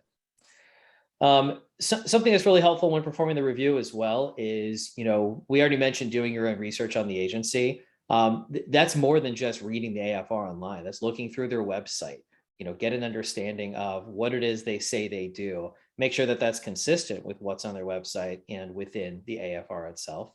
And anything else that's, of note on their site or in the news, as we mentioned, that is information that, you think should be considered or should have been mentioned somewhere in the AFR. Few other things, let's see. So you can see my background is an interesting background, right? It's got a picture of grass, or I like to call it weeds. You may find at some points you feel like you're getting like kind of way in the weeds, reading some of the detail and start falling asleep. That's a problem in some of these things, right? Like some of the writers, they think that, you have to write all the detailed information anybody would ever want to know in order to explain, why certain things occurred for the performance. Yeah, maybe that's helpful, but in a lot of cases, I think, we're already asking people to read these hundreds of pages of these documents. If we're looking to have everyone, all of our taxpayers and other users of the AFRs really use the AFRs and have them be meaningful, it's important to get the right level of detail, enough detail to be able to explain things, but not so much that you get so in the weeds, you start falling asleep. So that was a comment that I had made for a couple of sections of the one I reviewed last year is, there's like 3 pages of like way into the weeds, and I kind of lost my sense of what they were trying to say here. It might have been more helpful if they had taken it up 1 or 2 levels. And so things like that, just kind of use your own judgment, things that come to mind that you think, this would be really helpful. This would be useful for me to provide them as feedback, either something I think they could improve upon or something I think that they did a really good job of thinking about and doing. Last thing I'll mention, I'll see if Victoria and Mark have any additional thoughts is, is part of the group conversations that you'll have with the rest of the group. It's really important to, one, make sure you're taking keeping notes on anything that are the more important things that you want to make sure you bring up on those conversations. Some time will go by between when you submit your comments and when you go and meet with the group. And I know I forgot most of the things that I had made as my comments, and it was challenging, kind of rack my brain saying like, did all of my comments make it back in there? And so there, that's something to keep in mind. And then make sure you're actually present and focused and working with the group as a team, because that's such an important part of the process, is making sure everybody's comments and thoughts come together as we kind of finalize the combined document. Victoria, Mark, anything you guys want to add? It was, I wrote down a quote earlier. I'm a big quote guy. And it was John Paul Caponego who said, quality is more important than quantity. 1 home run is much better than 2 doubles. Baseball, I know they're on strike. But it really is true not only of the authors of the report, but it's true of the review. Nothing you see and get upset about in your read of the review is wrong. We'll have 4 other people, 5 of us, get in those meetings. Those meetings were very intimidating to me the first couple of times because I had jobs, but I wasn't a regular writer of financial reports. These guys are. And so we'd walk in a room and I'd think, oh, I'm not going to know half of the crap that they know about the details of what goes in here. And I didn't. But between the 4 people there, we covered everything. I love those meetings. I think that they were incredibly educational, but nobody said comments was wrong, or that your impressions of what you read were wrong. You've signed up to do this because you have some financial background and care about the federal government in these presentations. Your vision or your perception of what is written is right.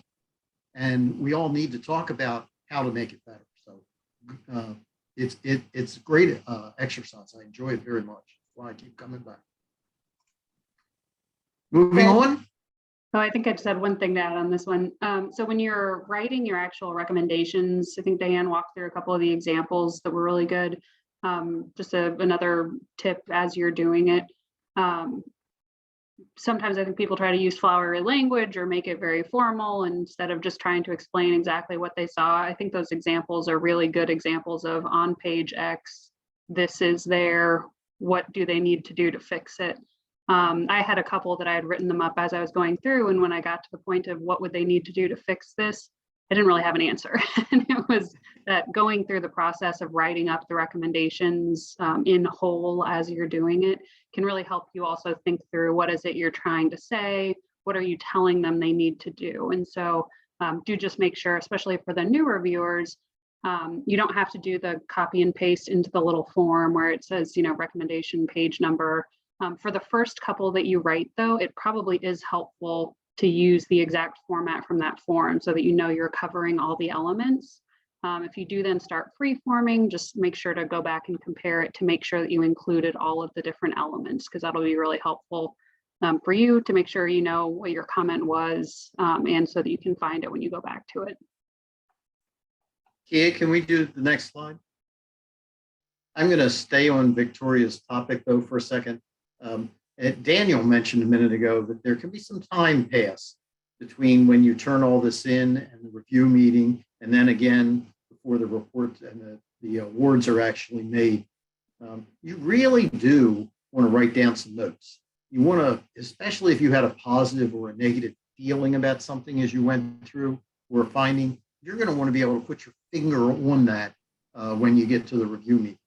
And so, my stick-em notes work for that, but anything that you like to keep track of what you see going on, you need to do that a lot, because when you get to the review meeting, you're going to want to be able to make sure you can quickly look back and say, this page said the following. And the lead reviewers get a lot of, 5, are going to get 5 sets of comments about every agency. And they're going to pick and choose. They're going to see where there's duplicates. They're going to see where there's repeats, but they're also just going to look for things that resonate with them in their experience. So do a little prep for that meeting. In fact, do a little prep later, because you just may want to remember what you saw and why you thought that. And it helps if you get a chance to talk to somebody about it later too. You want to do all these independently before you get together with the other 4 reviewers, but it really is important to make notes as you're going through and finding things. Just a background on a review meeting, they're virtual again this time. I like the ones where we sat in rooms, sorry Kia, but virtual is better than just doing a voice. We all come together, we're all from different backgrounds and different histories with very different experiences. And we've read and looked through things based on our experiences. Some people are incredibly detailed. Some people have very overall views of things. It's great to sit there and listen to other people's feelings about things. And somebody may have represented something in infinite detail, and that may have driven some people crazy.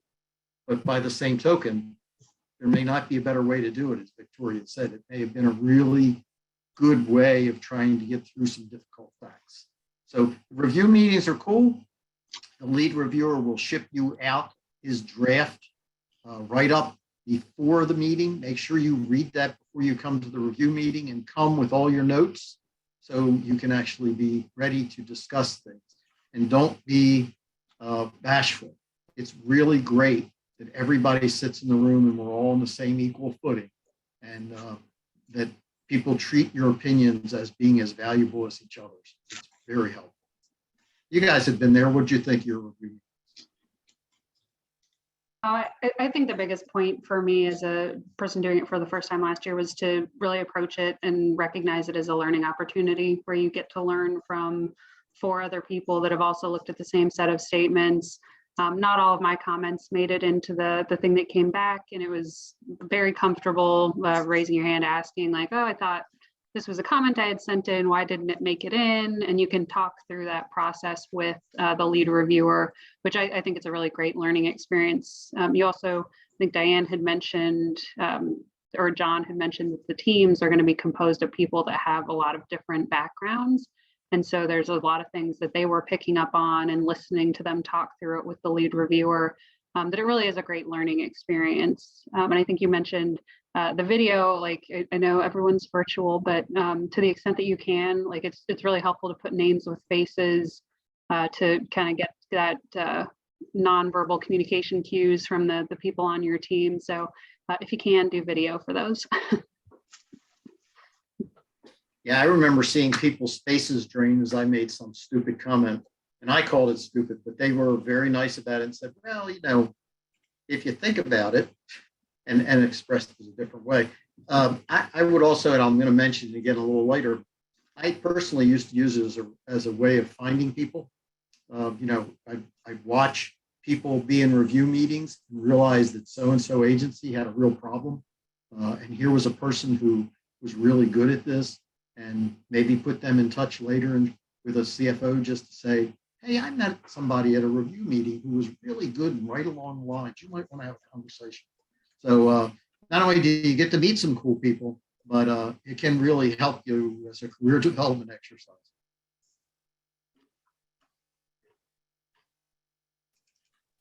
Nothing else to add from my end here. I think we covered it.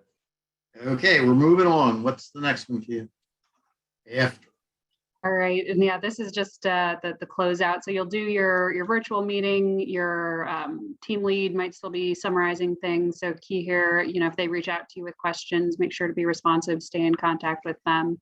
Mark had already mentioned a little bit stay in touch with the people on your team that you meet through the review meeting, just from a networking perspective. These are going to be other people that are interested in financial reporting. Stay in touch. On a less fun note, the confidentiality side of the house, just reminders here around, not to be discussing that with people, telling people which ones you reviewed, that kind of stuff. And then the last one here is encouraging other people to participate in the program. I think there are a couple people on this training that have been reached out to. So do just spread the word. It's a great program. It's a great career development opportunity for people participating in it. I learned a ton last year, even, having worked with financial statements for 14 plus years. It's a huge learning experience and an opportunity to work with people and hear perspectives you don't hear every day. So do what you can to encourage people. Any one final thought, anybody, from, if you were talking to those people and this was their first year, what's the one thing that you wish you had listened to? Takes longer than you think it does. Yeah, but have a plan. Have a plan. Yeah. Just have fun with it. It's a blast. Well, thanks, guys. At this point in time, if anyone in the audience has a question, please type it into the chat. I don't think that the mics are live, so I don't think you're going to be able to ask your question live, but just type it into the chat. And while we're waiting to see if there are any questions, I'll just ask a couple of them. I'm just wondering, for our experienced reviewers, did you spend more time on the financial statements or the MD&A? Just real quick. MD&A. Yeah, I think probably so. And Victoria, I know you said that it took you longer than you expected. About how long do you think it took you to do your first review? So for me, I think it was probably closer to 30 hours, but that was because I was spacing it out, wanting to make sure that I had time to think about things. There was a lot of going back and forth where I had a question from earlier that was answered later. And so it's the going back and forth where it was around 30 hours probably. Okay. I know when I did one recently, I probably went through the document maybe 3 times. First time, I just kind of went through the entire AFR PAR to see what I was looking at. Then I might have referred back to the guidelines. And then I probably read it at least twice more to see if I, missed anything or had any comments throughout the document. Does that sound about right? Yeah, that sounds about So. how I did it as well. All right. Are there any questions? Okay. All right. Kia, are there any questions coming in? No, there are no don't see any. questions that came in yet. Yes. Here's one. Hold on. Oh, yep. Okay, here's one. Apart from COVID, if we see that an agency has a huge public issue in the fiscal year, like ransomware, should we expect to see it mentioned somewhere in the document? Mark? I would say if you're looking in the news at news articles as you get ready to read the financials, you know what agency it is, and you're looking and you see that there's been news stories about an assault on them on ransomware, in the fiscal year that we're talking about, then yeah, you might expect to see some reference to it in there if it had a financial impact. You would think it would. Yep, I agree. Kia, why don't you go ahead and take us through the next few slides, and we'll still see if there are any questions that pop up. Sure. Yeah, we go ahead and keep your questions coming. We will be taking questions at the end as I go through the timeline and the deliverables of what you need to expect. Again, I really appreciate all of those of you who have already applied to be a CEAR reviewer this year. If you haven't decided to be a CEAR reviewer, please go ahead and start your application. The due date is December 15th.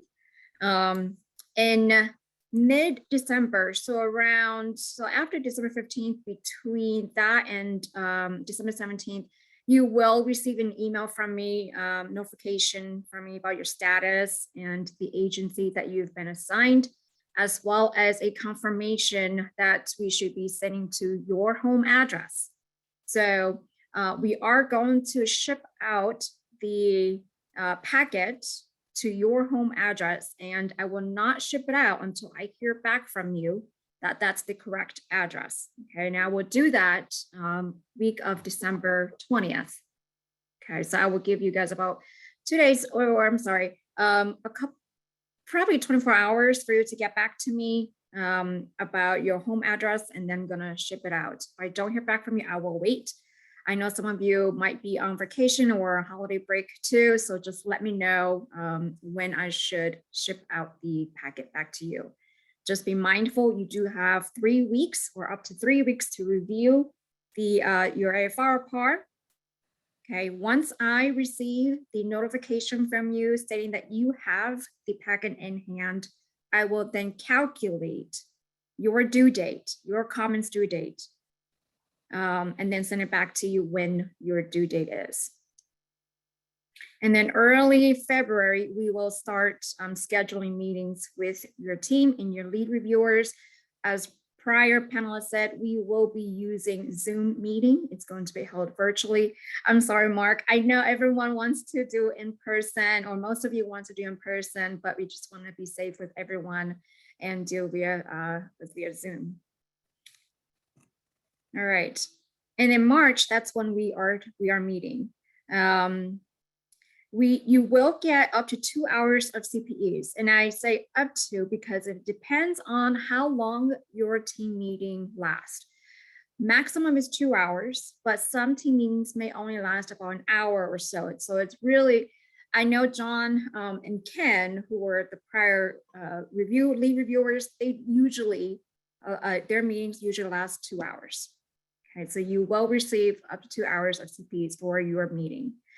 Early April is when we are going to meet with the board to discuss and make final decision on the special award, as well as the value added distinction award.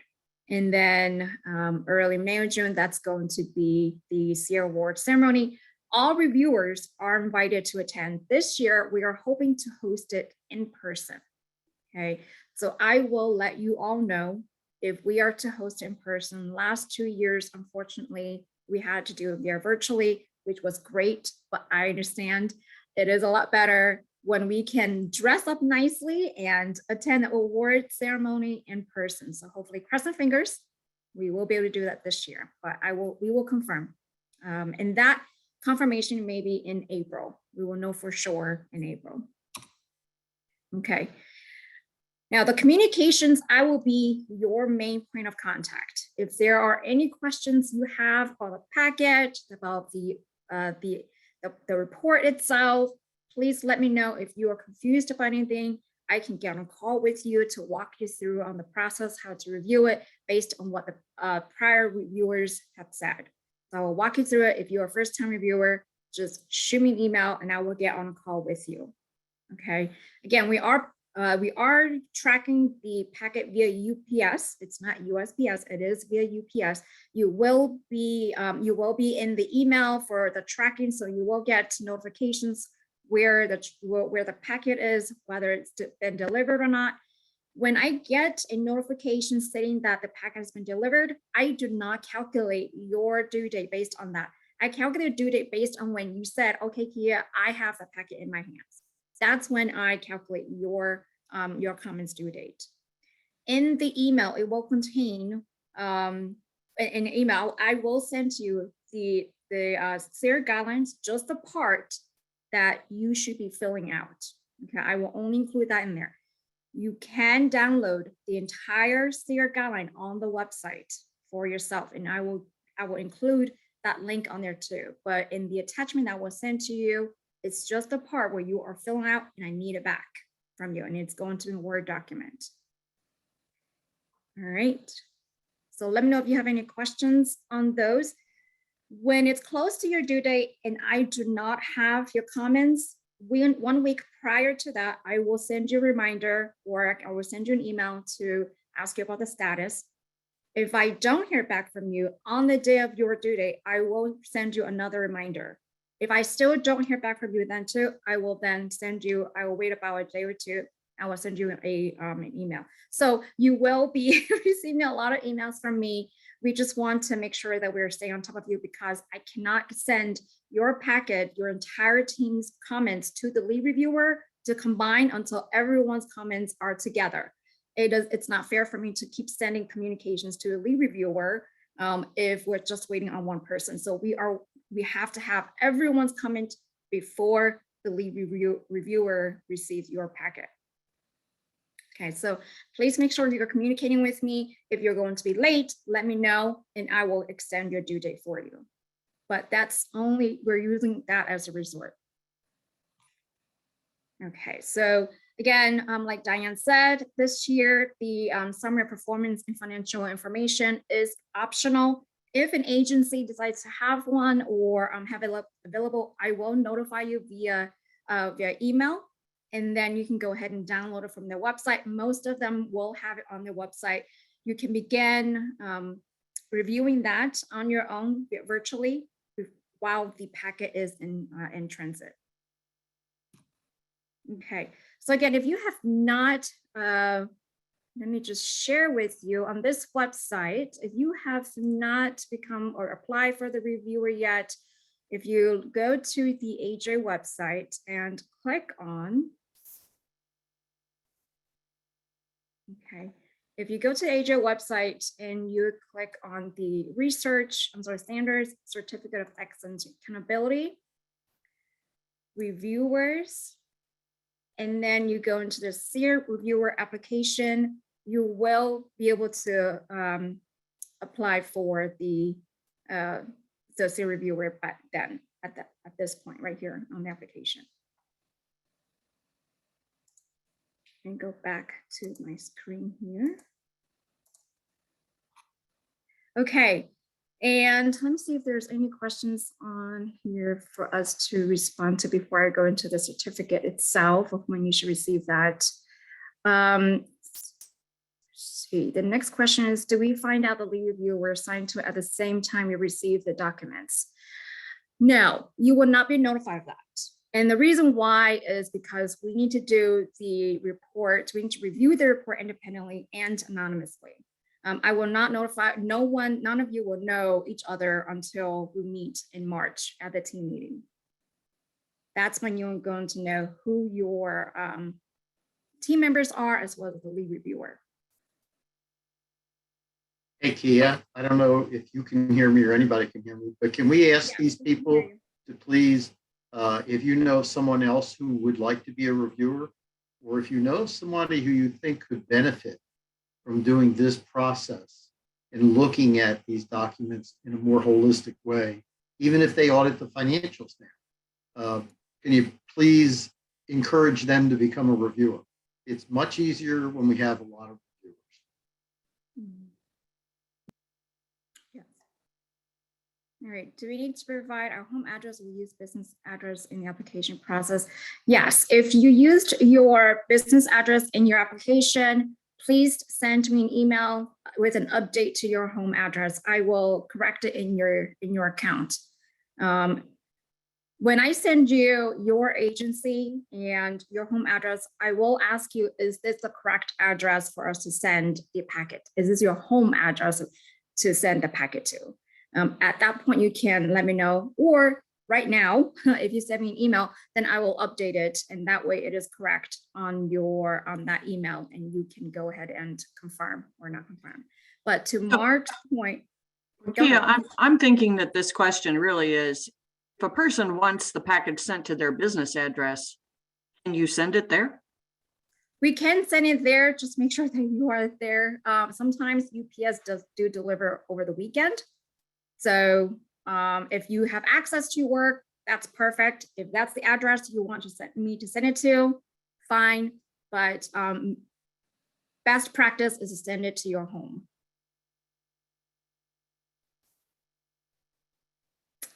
Okay, I'm just looking in here. If award dinner is in person, would they be hybrid or Zoom option? We have not talked about hybrid award ceremony yet, and that's something that the board will decide on whether we are going to have hybrid too or not. So we will let you know in April. All right. See, I think first of all, we're still trying. Yep, Okay, that's I it for will- the questions. I think that's all the questions that we have. Okay, so for your CP certificate, you will receive an email from me within 5 business days of when your CP certificate is ready to access from your AG account. If you have any questions about any of the process, CP certificate, let me know, but you will receive the notification that your CP certificate is ready to be downloaded within 5 business days. I know this one's a little bit longer, but the last thing I want to share with you is that the CEAR program cannot survive without CEAR reviewers. You are the core, you are the heart of this program. I every single year, and I say this every single year because I truly, truly believe in my heart that you are the, you are the heart that keep this program bumping and going. You are sending out the blood to all the agencies, and the recommendations that the agency received, I cannot begin to tell you how appreciative they are of that. You are making a huge, huge impact and being a part of the reviewing process. The recommendations we sent to them, the awards, best in class, all of that is your work. I'm just a messenger. So if you know of anyone, or you yourself has not been applied to become a CEAR reviewer yet, please do so. Be a part of this huge impact in the government financial community. So I want to thank all the speakers for your support in this, as well as for speaking. And I hope that all of you, the participants, have a great rest of your afternoon. Bye-bye from now, and I look forward to be working with you soon. Okay, bye everyone.